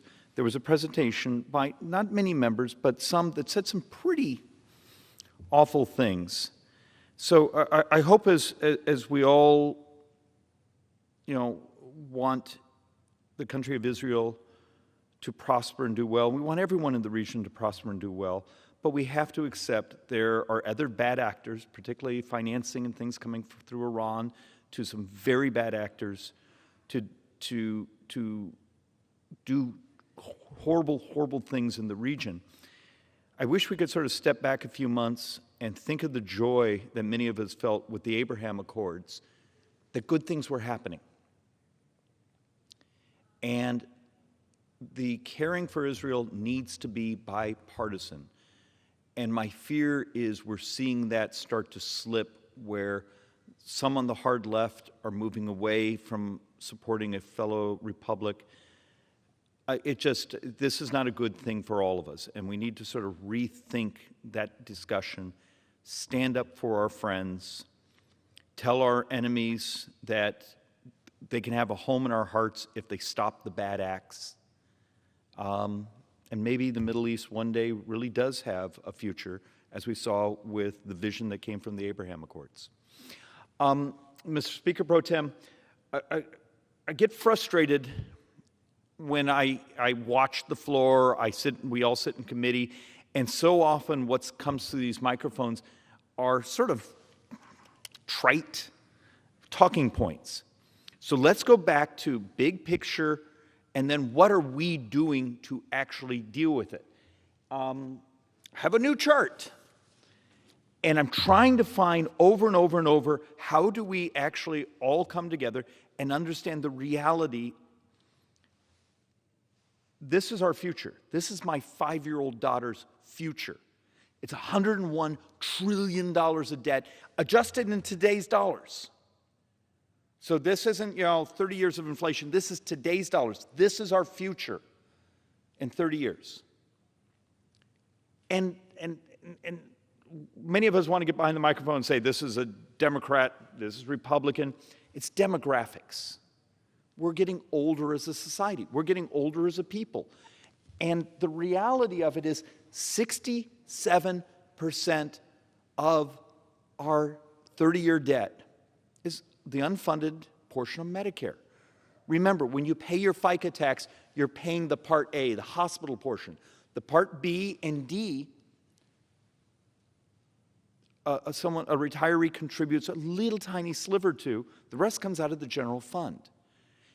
And when you actually take a look at our population, the cost of health care, those things, you start to realize it is the core driver of our debt.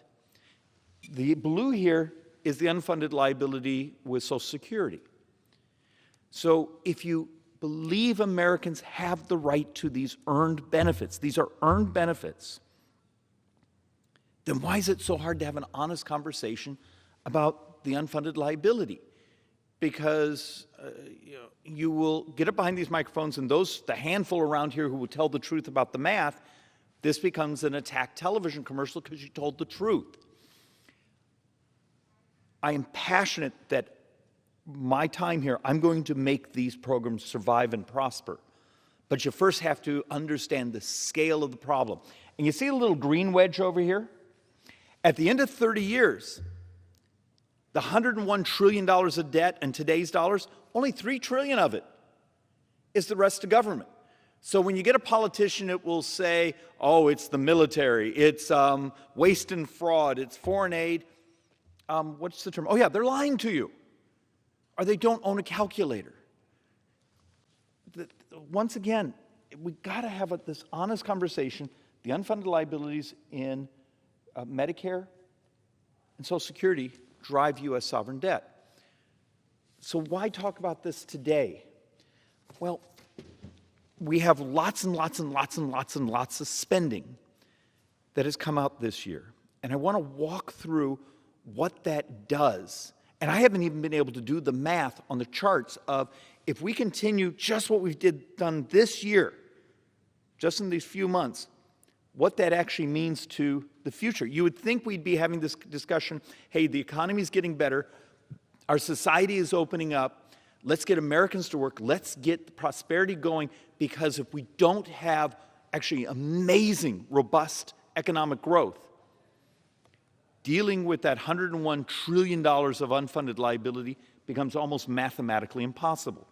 So just to try to put some things in context, we held a hearing today in Ways and Means on infrastructure.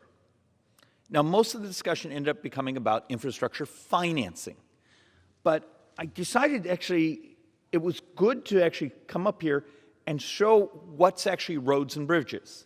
So you see the orange right there, 115 billion out of the, what is it, $2-some trillion is actually just roads and bridges. Much of the rest of the spending, if you want to be brutal about it, are other things that come shockingly close to paybacks for constituencies that help finance the left. But a lot of them are things that ultimately don't belong in the infrastructure, medical expansion, long-term care. It's something that's real, we need to deal with. Does long-term care belong in an infrastructure bill? Republicans and Democrats, we can nail this. We can get this here. I will also give you another thing. There's many of us who believe infrastructure is actually much more than our traditional idea of roads and bridges. If you start to think it through, how much of it is technology? If I came to you tomorrow and said, what is the street down, in your neighborhood going to look like a decade from now, 15 years from now? I'm desperately hoping my 5-year-old never drives. I want her in an autonomous vehicle. Well, if we actually have this technology coming, what does traffic look like? What does a smart city look like? You've all seen sort of, and I've done presentations here on the floor before of what does the future of infrastructure look like in a world of interconnectivity where cars can be traveling at pretty impressive speeds, talking to each other. Your carrying capacity on the existing roads today change. How much discussion have we had that the future of infrastructure has a huge technology base to it? That the information coming to your vehicle tells you when there's a fire truck, when school's out, when there's a water main break, to keep moving and flowing traffic. And that's one of my intense frustrations is much of the debate we have is, let's pay back our political constituencies, let's put this much into roads and bridges, and let's completely be funding the infrastructure of past decades instead of being visionary what the future looks like. I'll give you a simple example of that just as a thought experiment. I have a fixation on the future of healthcare is a type of interconnectivity. Telemedicine becomes sort of a telehealth using sensors and those things. Cars talking to each other, transportation, products, drones. Okay, you need broadband. Broadband in the future for areas like my state of Arizona that don't have it isn't running a copper line or a fiber optic line out to the middle of nowhere. It's a satellite. This last weekend, I think we launched another 54 or whatever it is low Earth orbit satellites. But we have $100 billion of spending for moving broadband, particularly out to rural America. Rural America, if we would actually understand technology of today, instead of sounding like we're a decade behind, we actually have, for my tribal communities in the middle of nowhere, they have broadband. We just now need to get our laws, our financing, our subsidies into this part of this century. So that's part of the thought experiment. This is one I want to try to have a real brutally honest conversation about, because the president has gotten up multiple times and said his infrastructure package is paid for. Well, it's not. And when you actually spend some time on it, the new taxes, a substantial number of them are, fake. They're just, they're fluff. Because when you look at first, $265 trillion in spending, that's the baseline on the bill. as best we can score it. 195 or $1.095 trillion, so is the revenue. It's not real. A big portion of it comes from, hey, we're going to get the entire world to do a corporate minimum tax, so inversion, so the companies leaving the United States because we raise corporate taxes won't happen. So for the Biden tax plan, for Nancy Pelosi's, for the Democrats' tax plan to actually work, there's components in here. You need the rest of the world to adopt a minimum tax so companies, we don't go back to the pre-2016 where companies were abandoning the United States and taking much of that tax revenue with them. Another thing, there's actually a substantial area there where we believe there's billions and billions, maybe a couple $100 billion, and we're going to collect more taxes. We're going to get those tax cheats. Okay, let's say that's even real. How many years would it take to hire, train, and be able to collect? You know, there's some of the estimates, you're talking several years before that even becomes effective. So there's just a number of things like that in the revenue side that are fanciful. Also, no one has started to score the raise of corporate taxes that are in the Democrats' tax portion of the infrastructure plan. We did a presentation last week that actually showed about 1 million people will lose their job in the first 24 months. There'll be 1 million less jobs because of the corporate tax. And that's just the corporate tax. And it's not actually talking about the change of basis, the capital gains, the tax on the wealthy, all those other things.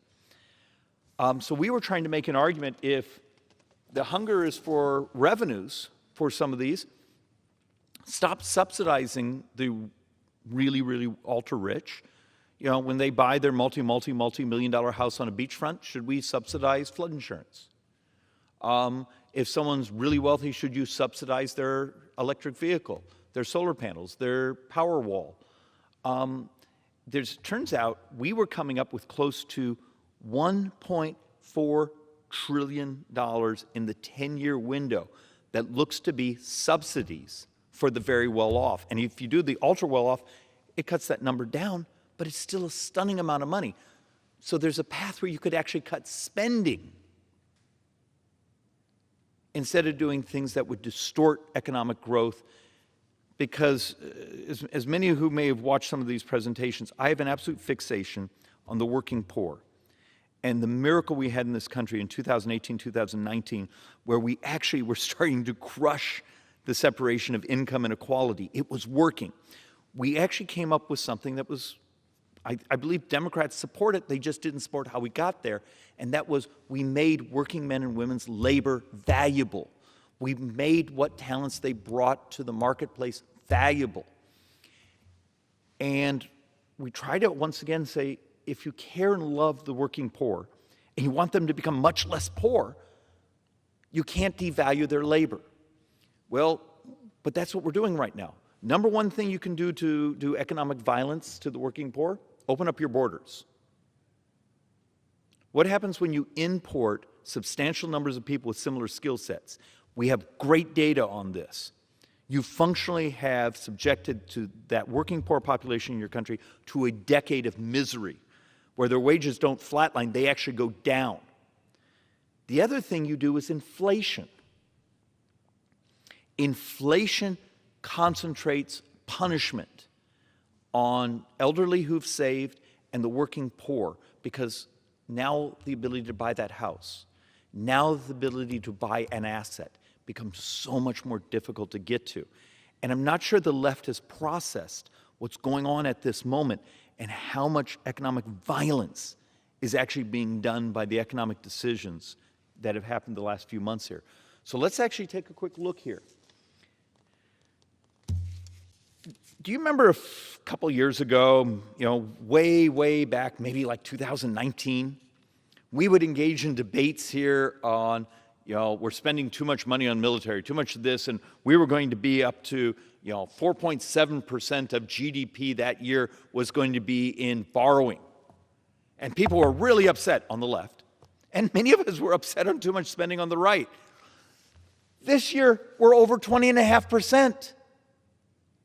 If you want to understand inflation, if you want to understand what's happening in asset prices, if you're wanting to understand why that first-time home buyer can't buy the home, why that working poor family can't seem to dig themselves out, this is the beginning of what we're doing. We are pumping so much spending, the Federal Reserve is having to finance it, create functionally fake money, because here's what we're doing. We sell bonds. Right now, the Federal Reserve is buying our bonds like crazy, in many ways just creating cash out of thin air. And there's this old saying, what's inflation? Inflation is too many dollars chasing too few goods. So instead of financing production and productivity in our society, like the tax reform did in 2017, where we saw incredible wage growth with no inflation, what we did now is we helicopter dropped money. And now we have lots of cash in our society that's all been borrowed, chasing not enough production because we didn't incentivize production. We incentivized buying things. Great politics until you start to blow up people's lives with the cost of their goods. So, how dangerous is inflation? You hear a number of our friends from the Federal Reserve. I talked to one a couple nights ago, one of the region presidents, and David, it's transitory. Except how many of you have watched a lot of the leading economists, even leading economists on the left side, in the last 3 or 4 days? They're now sounding the alarm. This inflation rate is not what they call transitory. It's not just, hey, it's a blip for 90 days and then it's going away. And there's geeky things. I'm the senior Republican on the House side for Joint Economic Committee, and there's things we will look at. You know, being able to buy a futures contract on a steel that you're doing a multi-year project, things like that. And you almost can't buy those right now. There are so many industries that say their inflation curve is already out beyond this year and it's into 22. This is really dangerous where we're at. Think of this. Last month, if you had an annualized, we're at 4.2. But the more important thing is, look at the explosion. Functionally, soon as the administration started rolling out these functionally deficit finance, even though the president says, hey, I'm paying for it, but you just saw on giving credit for everything, there's still another $600 billion of borrowing in just the infrastructure proposal, not all the others. This is a problem. There's a canary in a mine. Some folks should be actually really, really starting to make a point on this. Hey, Mr. Speaker Pro Tem, tell me how many minutes I have. Minutes. Okay, I'll talk faster. And look, I know this is a little bit geeky, but this is important. Open borders, inflation, these are components that just crush the very people that we were having so much success a couple years on. And we all talk a great game about caring about working men and women, but we're engaging in economic malfeasance right now. And I understand it's complicated, but the numbers don't lie. Take a look at, when you start looking at these charts right now, where you start seeing just parts of the PPI hitting a 12% annualized in the sort of commodity goods and those last month. We really, really, really need to start taking this seriously. Do you continue to float more debt, to chase more helicopter money, to go out and buy more constituents? And you're going to see sort of a false economy for some of the calculations this year, where you may see a number that says, hey, income inequality also shrunk this year because we gave out so much cash, but we also created economic violence because we created detachment from work. Remember, losing a year of work, losing a year of skills, losing a year of progress in your career path, even for the working poor, has a multiplier effect that if you look over the lifetime career, is actually pretty devastating. You see what decisions that were made to keep schools closed and the amount of economic violence to working women in our nation. In 2019, there were more females in the labor market than men. Today, that just isn't true. So the last one I will give, for those folks who fixate on monetary policy, you're in an unusual moment. Remember, there's a difference between fiscal policy and monetary policy. Monetary is Federal Reserve. Hey, we're going to shrink the money supply. We're going to increase the money supply. We're going to do this to protect the purchasing value of the dollar for overseas, for in the country. We're going to use interest rates. We're going to use bank reserves. You know, we're going to use those things as tools. Fiscal side is we spend money. We borrow money. What happens when we're borrowing because we're spending so much, we're borrowing so much, that we distort what they call monetary supply? All of a sudden, the Federal Reserve is having to step in and finance our chaos.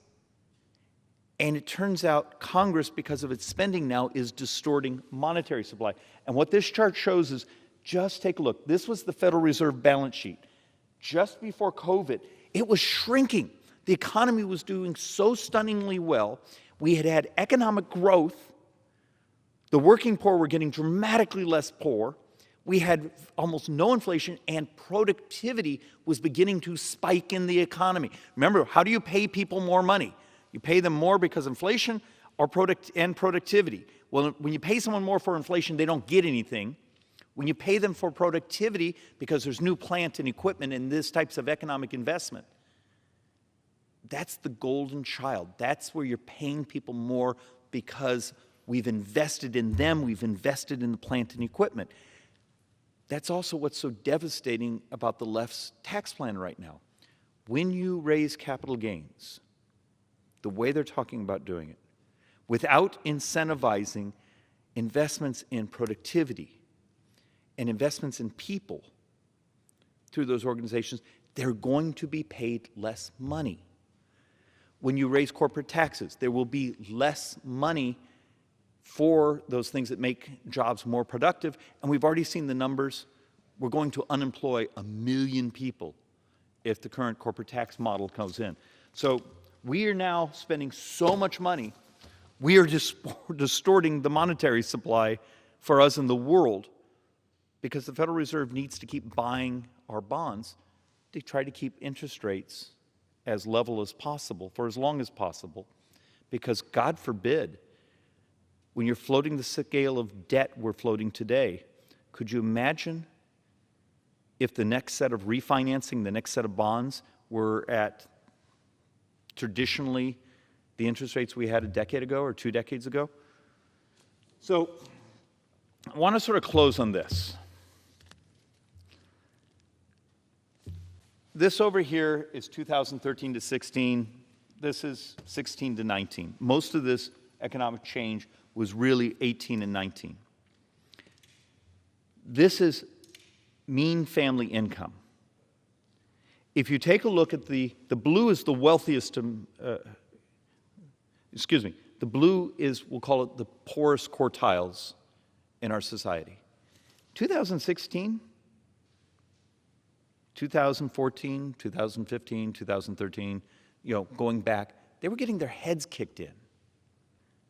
Income inequality really was growing, but it was growing under Obama administration's policies. If you take a look what happened after tax reform, income inequality shrank, and the blue here is our lowest quartiles, and I hate that number, but it's economics. The orange, so working men and women, particularly the working poor, saw almost a 10% increase in their wages in those couple years. The wealthy only saw about 2.9. This is, if anyone ever wants to really dive into it, the discussion between supply-side economics and sort of Keynesian economics and the distortion that politics have turned to those things. If you actually care about where we're going, do you remember the very first chart that showed $101 trillion of debt that's coming at us? We are making our society and our country incredibly fragile. An interest rate spike, a military conflict, another pandemic. if we need infrastructure, let's build infrastructure. There's rational, we can work out the financing mechanisms. But is long-term care really belong in the infrastructure bill? We need a revolution in what healthcare is, because you saw on the first chart, healthcare is the primary driver of U.S. sovereign debt. And once again, understand the ACA, Obamacare, the Republican alternative, Medicare for all, are not pieces of legislation that change the cost of healthcare. When you see them, the percentage of GDP it goes to healthcare stays the same. They're financing bills. This is one of the thought processes here that's been so difficult to crack through our skulls. We keep having debates on this floor that are about who pays and who gets subsidized. We don't have conversations of what we can do to unleash creativity and technology, whether it be in environment, whether it be in infrastructure, whether it be in healthcare. And until this place starts to see this in a holistic sort of continuous circle of healthcare actually has something to do with infrastructure, infrastructure has to do, but the way you keep debt financing it, the debt becomes our fragility, and the debt is what's going to crush our future and do true economic violence to the working poor and even to my 5-year-old daughter's future. And with that, Mr. Speaker, I'll yield back. The gentleman yields. Thank you.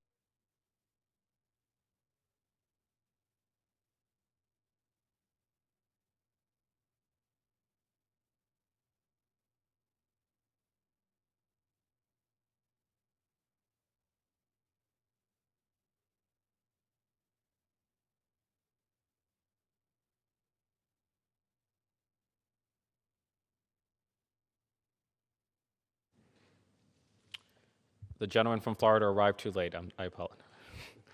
Under the Speaker's announced policy of January 4th, 2021, the Chair recognized the gentleman from Florida, Mr. Soto, for 30 minutes. Thank you, Mr. Speaker.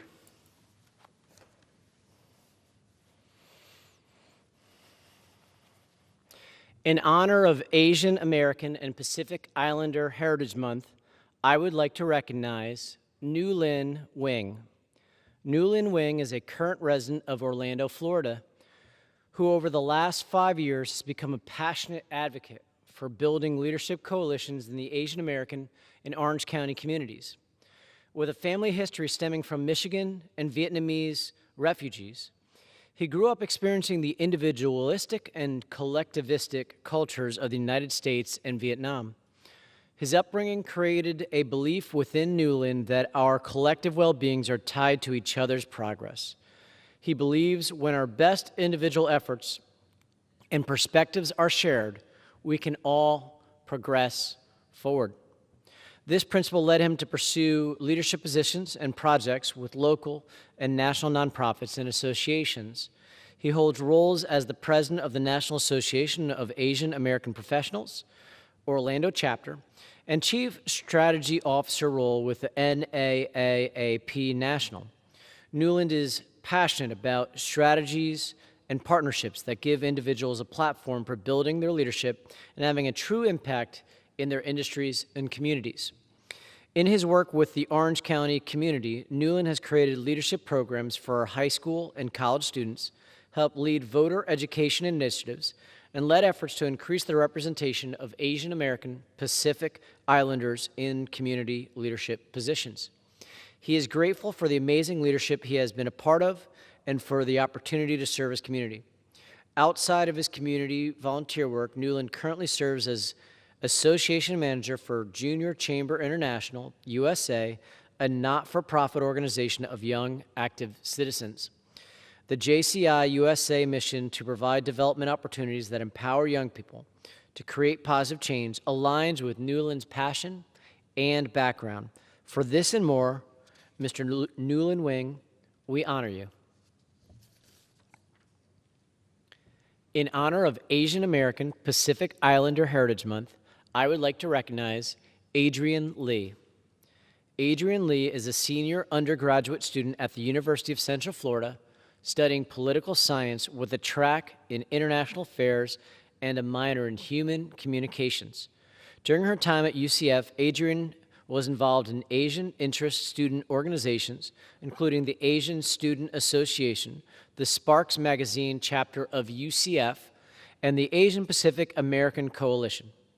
As president of Asian Pacific American Coalition, Adrian worked with multiple executive student boards, administrative offices, and community partners to amplify Asian American issues and provide networking opportunities.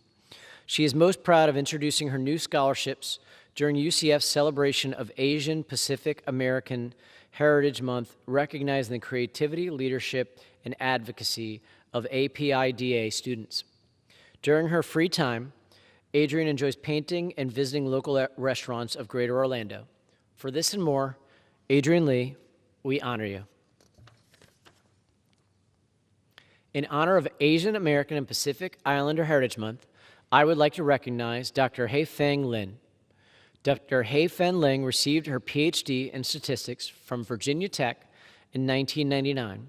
She has published many papers in journals such as the Journal of Statistical Computation and Simulation, the Criminal Justice Review, Corrections Today, etc. She has worked as a research statistician in the Orange County Corrections Department for 14 years. Her statistical analysis and reports help decision makers deliver better community outcomes by enhancing efficiency and productivity. As a result of her work, management has a data-driven decision-making process. Prior to OCCD, she worked for a consulting company in Washington, D.C. until 2007. She worked on many projects for the federal government, including the U.S. Marshals, ICE, and the Administrative Office of the U.S. Courts. She is also vice chair of the Research Council in the American Correctional Association and the former president of the Club Orange Toastmasters. Dr. Hei-Feng Lin is the founder and president of the Orange County Asian Committee with the mission of bringing the community together while promoting inclusivity and the rich heritage of Asian Americans since 2012. In order to advocate for Asian cultures, diversity, and inclusiveness, she leads numerous events such as cultural performances, art contests, and awards. During the pandemic, when face masks were in short supply, she organized people to donate masks to prevent the spread of and protect against COVID-19 healthcare crisis in Orange County and people in need. Dr. Lin now lives with her husband in Oviedo, Florida, and has 2 beautiful daughters. For this and more, Dr. Hei-Feng Lin, we honor you.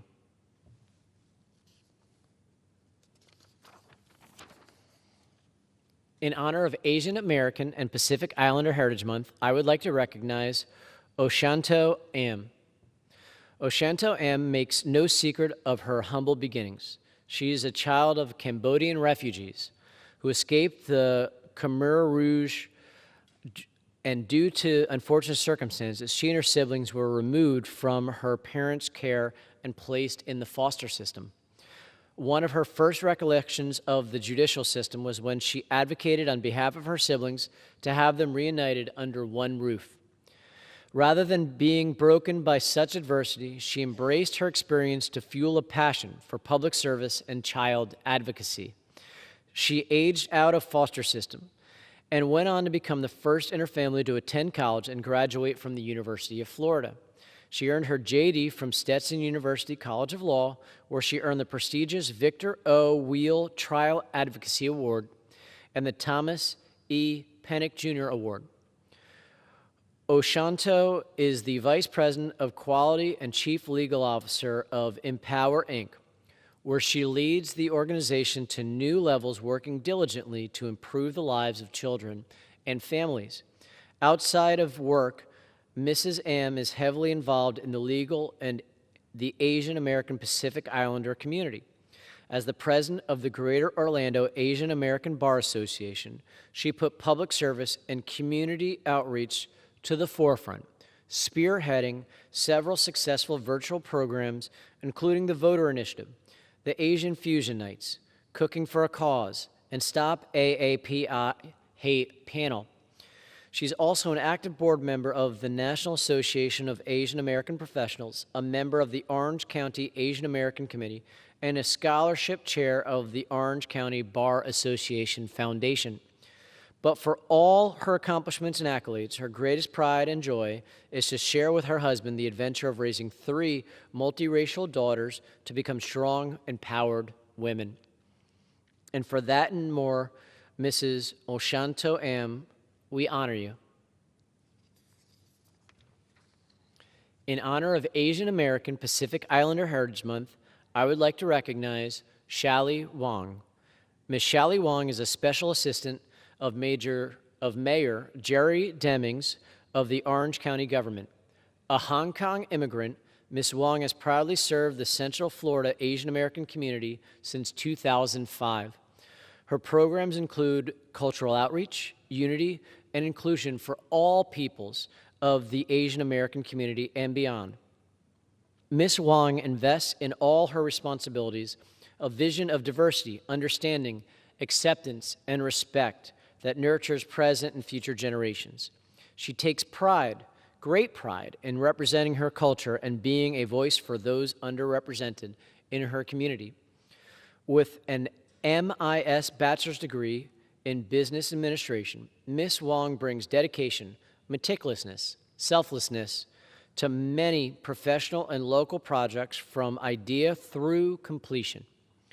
Examples of such projects include the Asia Trend magazine publication, the Asia Trend Inc. nonprofit organization, and the Dragon Parade Lunar New Year. Ms. Wong's prior recognized positions include Vice President of Chinese American Association of Central Florida, President of CAACF, and Board of Director of the Asian American Chamber of Commerce, for which she served as Treasurer in 2007. Her various awards and merits include the AACC's Ellison S. Onizuka Humanitarianism Award, the Asian American Heritage Council Community Service Award, and the Outstanding Community Service Award and recognition of County Mayor Teresa Jacobs. Ms. Wong now serves as Board Director of Fusion Fest, Inc. For this and more, Ms. Shally Wong, we honor you. In honor of Asian American and Pacific Islander Heritage Month, I would like to recognize Sadiullah Baburi. Sadiqullah Baburi, born on June 10, 1977, to father Baki Baburi and mother Sadiqa Baburi in Kandahar, Afghanistan, is the oldest of 8 siblings. The Soviet occupation of the 80s took many of his family members' lives and forced him and his family to flee their home and brought them to the United States in the year 1990. Supporting his family financially, Sadiq worked as a dishwasher with his brother-in-law, Muhammad Amin, at a diner in Schenectady, New York, until they gathered enough money to build their own restaurant in Newark, New Jersey. After several years, he moved his entire family to Florida and eventually opened his newest restaurant with his brother-in-law, Kennedy Chicken and Grill, named after the airport he and his wife first arrived in as immigrants. The restaurant employs many immigrants who came to the U.S. seeking new opportunities, as his family did years ago. At the present moment, Sadiq has 4 children. He and his wife have been married since 1996, and Mr. Baburi contributes to many local charities through his small business work in the Central Florida community. For this and more, Mr. Sadiqullah Baburi, we honor you. In honor of Asian American and Pacific Islander Heritage Month, I would like to recognize Dr. Francisco Rita Halili, MD, FACS. Dr. Francisco Frank Halili, MD, is a man who appears to have more than 24 hours in a day.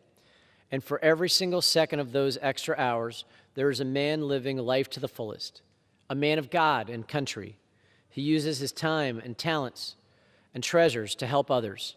A board-certified general surgeon in the Central Florida area for more than 27 years, Dr. Halili's sharp mind and skillful hands have sought to provide the best care for everyone he meets. It is hard to even imagine the number of lives he has changed, either directly or indirectly, as a doctor. Born in Manila, Philippines, to Filipino-U.S. immigrants who made sacrifices like many other immigrants to do when starting over in the U.S., he was instead raised by his grandmother in the Philippines. A graduate of Ateneo de Manila High School, He would eventually attend Florida Southern College, majoring in biochemistry, and later attend medical school in the University of Miami School of Medicine, class of 1988. Dr. Halili did his surgical residency at Brookdale Hospital Medical Center in Brooklyn, New York, and started his private practice in 1993 as a general surgeon in Kissimmee, Florida. Anyone who has ever seen Dr. Halili in the operating room knows of his love for his alma mater and Hurricane sports. His medical students and nurses can easily spot him proudly wearing anything and everything University of Miami, orange and green, all the way down to his famous orange-colored operating room shoes, Go Canes.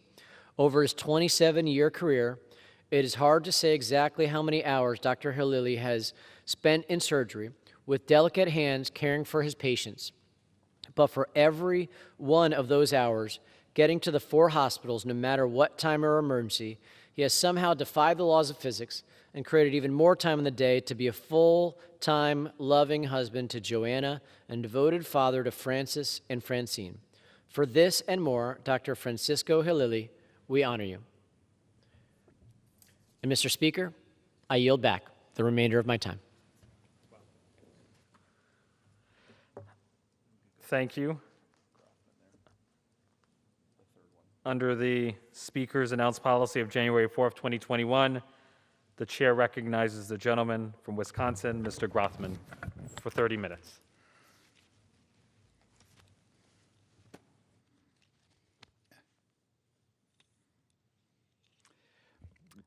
Thank you. Since our last couple of floor periods, I had a chance to one more time visit our southern border. And I'd like to point out what's going on there because I think it's the most important issue in America today. Right now, our Border Patrol, and so our listeners understand, there are 2 classes of people who come to our border. There are people who are caught or deal with the Border Patrol, and a lot of people want to be found by the Border Patrol because they think they can come into this country through an asylum process, and there are other people who sneak across the border. In April, our Border Patrol touched or dealt with about 178,000 individuals. A year ago, that number was 17,000. So we have voluntarily gone up from having the Border Patrol deal with about 17,000 to 178,000. As we deal with more people who are touched by the Border Patrol has to spend more time doing paperwork, particularly with the children. And we have another group of people coming across the border called getaways. Because they're getaways, nobody knows exactly how many there are, but we do have drones. We do have our new wall together with sensors. And we are guessing right now that the number of getaways has gone from about 10,000 a month a year ago to 30,000 a month. We feel when you combine the 2 totals, we're going from about 10,000 a month people coming across our border to, just guessing, 70 to 80,000 people a month crossing our border. One thing I found at the border is that it's a misnomer to say most of these people are necessarily, or all these people are necessarily coming from Mexico or Central America. The last time I was down there, we looked at the 3 western sectors of the Mexican border, and there are 9 sectors. We looked at San Diego, El Centro, and the Yuma sector. In the San Diego sector, the second most common nationality coming across at the time we were down there was Russian. In the other 2 sectors, the most common nationality for quite a while had been Brazilian. While I was there, we watched Border Patrol process a group of about 40 people coming across. They weren't even from one country. It was a group, and some of the people were from Russia, some were from Romania, some were from Cuba. When we looked at the facilities the Border Patrol had down there, they had names of country in what else to call them, pens where they were holding people. And sometimes a lot of people were kind of squished together. Another country that people were commonly coming from was Ecuador. I said a lot of people coming here from Cuba. We saw a large pen for people from India, though to be honest, nobody was in it. But in any event, people are coming here from all around the world. We also noticed at the border that the huge slats used to build the wall, which they had to cut short on, are apparently being stolen. Somebody paid for all these things that were supposed to be used to build a wall that was 30 feet high above the ground and 8 feet high below the ground. We cut short the building of that wall right when President Biden was sworn in. So we already paid for the equipment. There was a lot of equipment used to put together the wall that had been rented. Apparently, that money was wasted, and right now, the slats used for the wall are apparently being stolen at night by people who are selling them on the market. One other thing to observation about the wall, there has been an increase of traffic coming by boat in the San Diego area. And the reason the Border Patrol thinks that is true, or the reason it is true, is because of the effectiveness of the wall. Because the wall is doing a good job, people are more likely to get in a boat, go 20 miles out to sea, and 20 miles back to come in. The people who are let in this country, pending an asylum hearing, are put all over the country. They're frequently left with a nonprofit organization, perhaps the Catholic Social Services, and they find somewhere for them everywhere you look. Another thing that you have to realize as things get worse in the wall is the number of drugs coming across the southern border. I had always wondered what would happen to the drug cartels as marijuana was legalized in the United States. And one of the arguments for legalization of marijuana is it would weaken the drug cartels because they would no longer have to sneak the drugs across the border, that what would happen is that they would grow the marijuana in greenhouses here, Colorado, Washington, where have you, and the drug gangs would dry up. Not so. What's going on is because it is no longer that profitable to ship marijuana across the border. As a matter of fact, I recently heard an anecdote in which a lot of marijuana was shipped across the border and they couldn't find anybody to sell it to because the quality of the marijuana grown in America is superior to the marijuana grown in Mexico. What happens is there's been a dramatic increase in more severe drugs. Heroin, cocaine, meth, and the worst of all, fentanyl. We recently hit a new record in which we've had 90,000 deaths in a 12-month period in the United States. In Milwaukee County, of which I represent a part, there were 540 deaths last year. And Milwaukee County is not big like Cook County or some of these other counties around here. It's about 1 million people. 540 deaths in Milwaukee County is a huge deal. And for whatever reason, I think the press has underpublicized it. But I think one of the reasons for the big increases is because you are seeing more and more dangerous drugs coming across the southern border.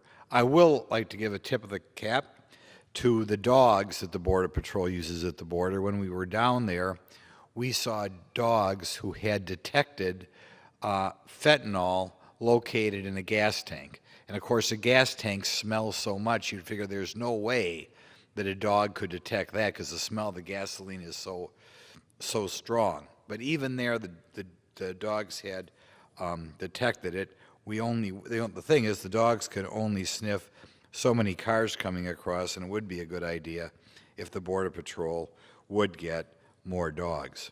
But in any event, if you want to talk about an underpublicized problem, 90,000 deaths in America last year from drug overdoses. And at least at the Drug Administration in Milwaukee County, they speculated that the drugs that killed every one of the 540 people down there, either the drugs themselves or the ingredients for the drugs, came across the southern border. Now you might say, can we do anything to prevent this? Could we do anything to prevent there from being 17,000 up to 178,000 contacts coming across the border? Yes. Why did we not have a problem a little while ago, and what changed it? First of all, President Trump had negotiated something called the Migrant Protection Protocol, in which people were held on the Mexican side of the border pending a hearing for asylum. Because of that, less people showed up in the first place. President Biden got rid of President Trump's agreement with Mexico to hold people at the southern border. First of all, more people are let in right away, and secondly, it advertises to prospective illegal immigrants around the world, now's the time to come. Secondly, we had an asylum cooperative agreement with the Central American countries to hold people south of the Mexican border. In other words, if somebody wanted to come up with Venezuela and said, I need, protection, I needed asylum, they were held in Central American countries, and obviously if their concern was they were being persecuted by the government, why would you have to come to the United States? It would be perfectly fine to stay in Guatemala, stay in El Salvador, or wherever. That agreement was torn apart. And finally, we changed the way we were dealing with COVID. And given the big deal we make about COVID, it's kind of surprising the Biden administration is letting people in without being tested for COVID, but they are. So between these three things, we have managed to go to probably about 10,000 people who we don't want coming here a month to an unknown number, but probably 70 to 80,000. I am afraid what will happen is that number will continue to grow. One of the reasons it's so much greater than it was in the past is because the gangs who help people get here charge people to come here. They charge $3,000 for a Mexican to cross the border, about $5,000 for a Central American, I am told $9,000 to $10,000 for a Brazilian. Obviously, as it is easier to come here, the drug gangs will educate people in other countries and market in other countries to see if they can get here. Other comments that I learned at the border. We already in this fiscal year have 6,000 arrests. That is over twice the amount we had in the entire last fiscal year. And these are people for very serious crimes. I also want to point out that usually you frequently only know if somebody's committed a crime or somebody is a criminal if they committed a crime in this country. You don't know it if they're coming here to escape from another country. So we are letting an increased number of a criminal class in this country. It's estimated that 33% of the women who come in this country on their way up as they walk through Mexico are abused. Some of these women may find they have to pay the money they're supposed to give to the gangs by being trafficked. And that's a horrible thing. I don't know where these people are in this building who purport to be concerned about human trafficking, but one way women can pay their way for their $5,000 or $8,000 or whatever is obvious. So the current system encourages that.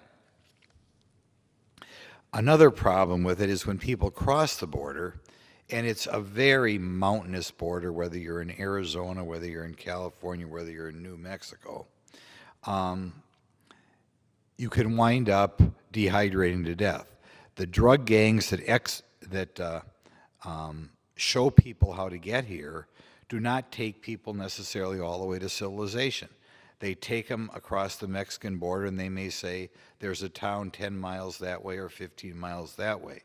There may or may not be a town that close. The Americans do put jugs of water out for people and hope they survive, but last year in the Tucson sector alone, they found 100 people dehydrated to death, which is another problem kind of that you have at this hodgepodge at the border. Another problem that you find out is the children who come across the border. Sometimes the children are people who are borrowed or rented or whatever from other people and are not related to the people who claim to be their parents or relatives in some fashion.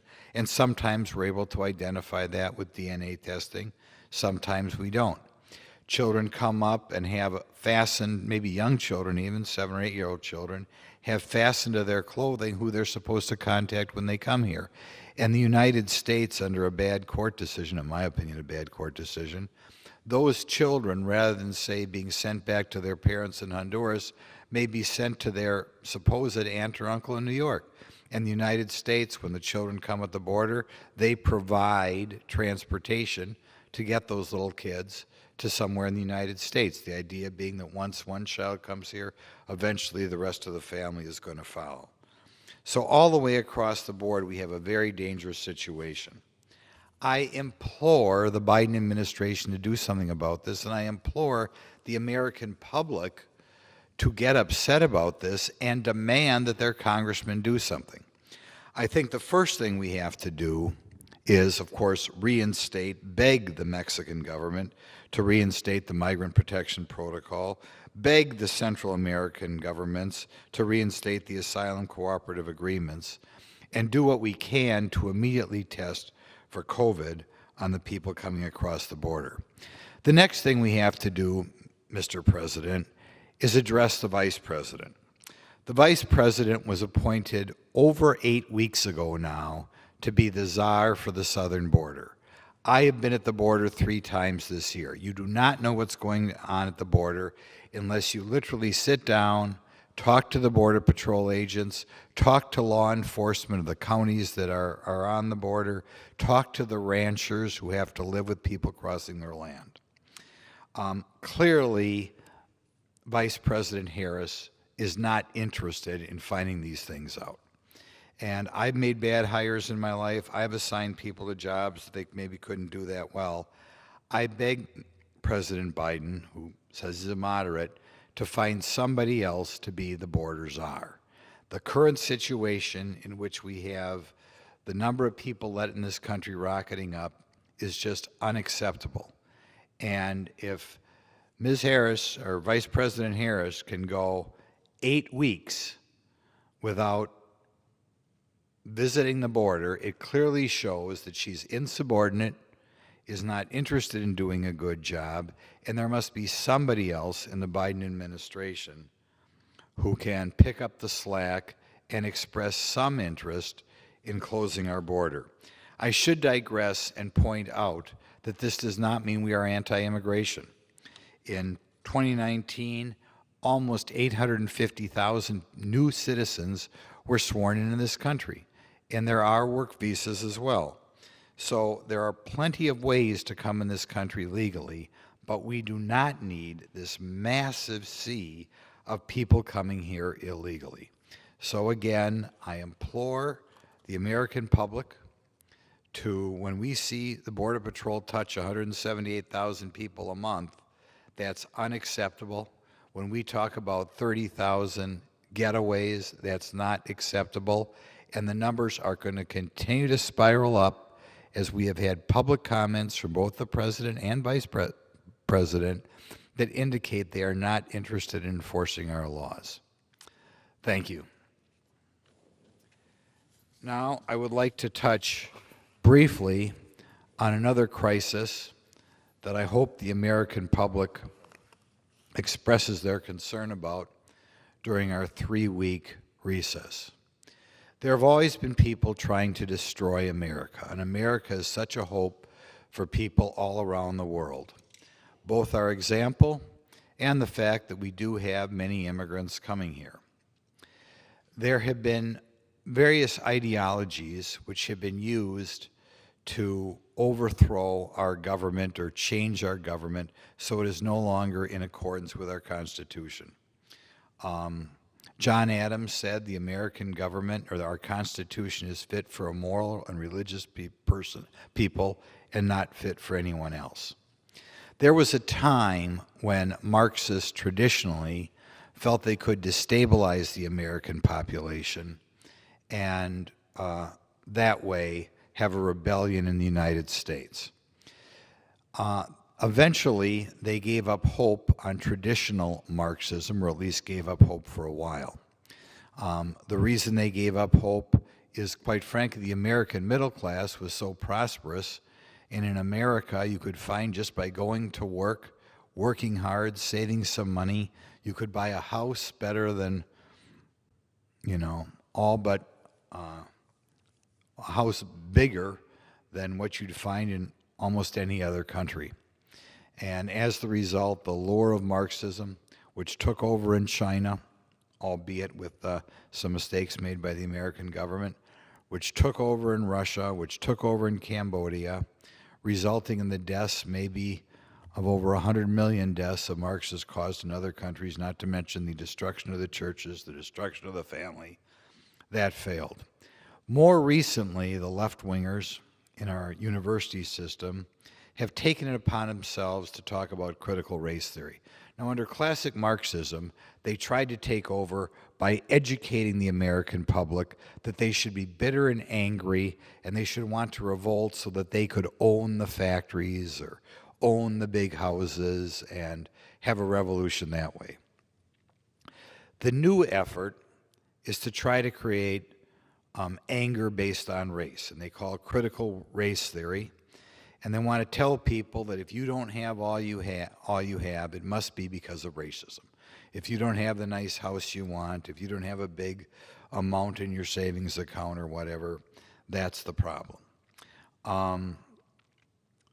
Recently, I ran into a little bit of what I'll call critical race theory in one of my local high schools. In the high school, a teacher educated a class which was devoted to racism, mentioned that in the past year, 4% of the kids in this high school were black, and 20% of the kids who were arrested were black. The teacher told the kids, of course, or implied to the kids, that this was a result of racism. This is a problem twice. First of all, you're educating people that the United States of America, which we've just covered, the whole rest of the world wants to get in here. You're educating kids that America is not worth preserving. America is not worth fighting for. America is a bad country. Secondly, you educate people that if they are arrested for drugs, for fighting, what have you, or if the police interact with you, it is not a matter of you did something wrong. It's a matter of racism. I can't think of any clearer way to make sure people do not progress in our system than telling them that if they do something wrong, the punishment was not because they deserve the punishment, it was because of racism. But this is the mindset that is out there right now in our schools. It is our mindset that is out there in our large businesses and in our military. I think people have to educate themselves as to what critical race theory is, because clearly the goal of critical race theory is to make people not proud or not respect the United States, and furthermore, make people bitter and angry and tell people, rather than work hard, you work 40, 45, 50 hours a week, try to afford a house, try to have children, buy a car. It tells people if you don't have all you want, it is because of racism. And there is no way teaching our young people that is going to lead to anything other resentment and a great deal of unhappiness. I think it is obvious that America does not have the racist problems that other countries have, and I beg people to read about countries like India, countries like Somalia, where minor ethnic differences result in deaths, huge amounts of discrimination. Here in the United States, in recent years, Asians, and before that, many other different so-called minority groups outdid financially, finances aren't everything, but financially exceeded the native born. We can see that America is not a racist country because I talked about a second ago, people from all around the world are trying to get in here, and almost nobody ever wants to leave. So when it really comes to saying it's bad, no one wants to leave. But the whole rest of the world tries to come here, be it from Africa, be it from Latin America, be it from the Indian subcontinent, be it from Southeast Asia. So many wonderful people come here. My district has a lot of Hmong who are tremendously successful, despite coming from a very different background, loving America, taking full advantage of the opportunities that are there. However, if we let this pernicious ideology get in our schools or get in our businesses, it will be a success for the left-wing groups that have always wanted to destroy the special country that is America. And I encourage parents and grandparents and employees to report or publicize when they are forced to put up with this stuff in the schools or in the businesses. There is something for our wonderful American listeners to deal with over the next 3 weeks, and I'd like to thank you all for providing me with this time.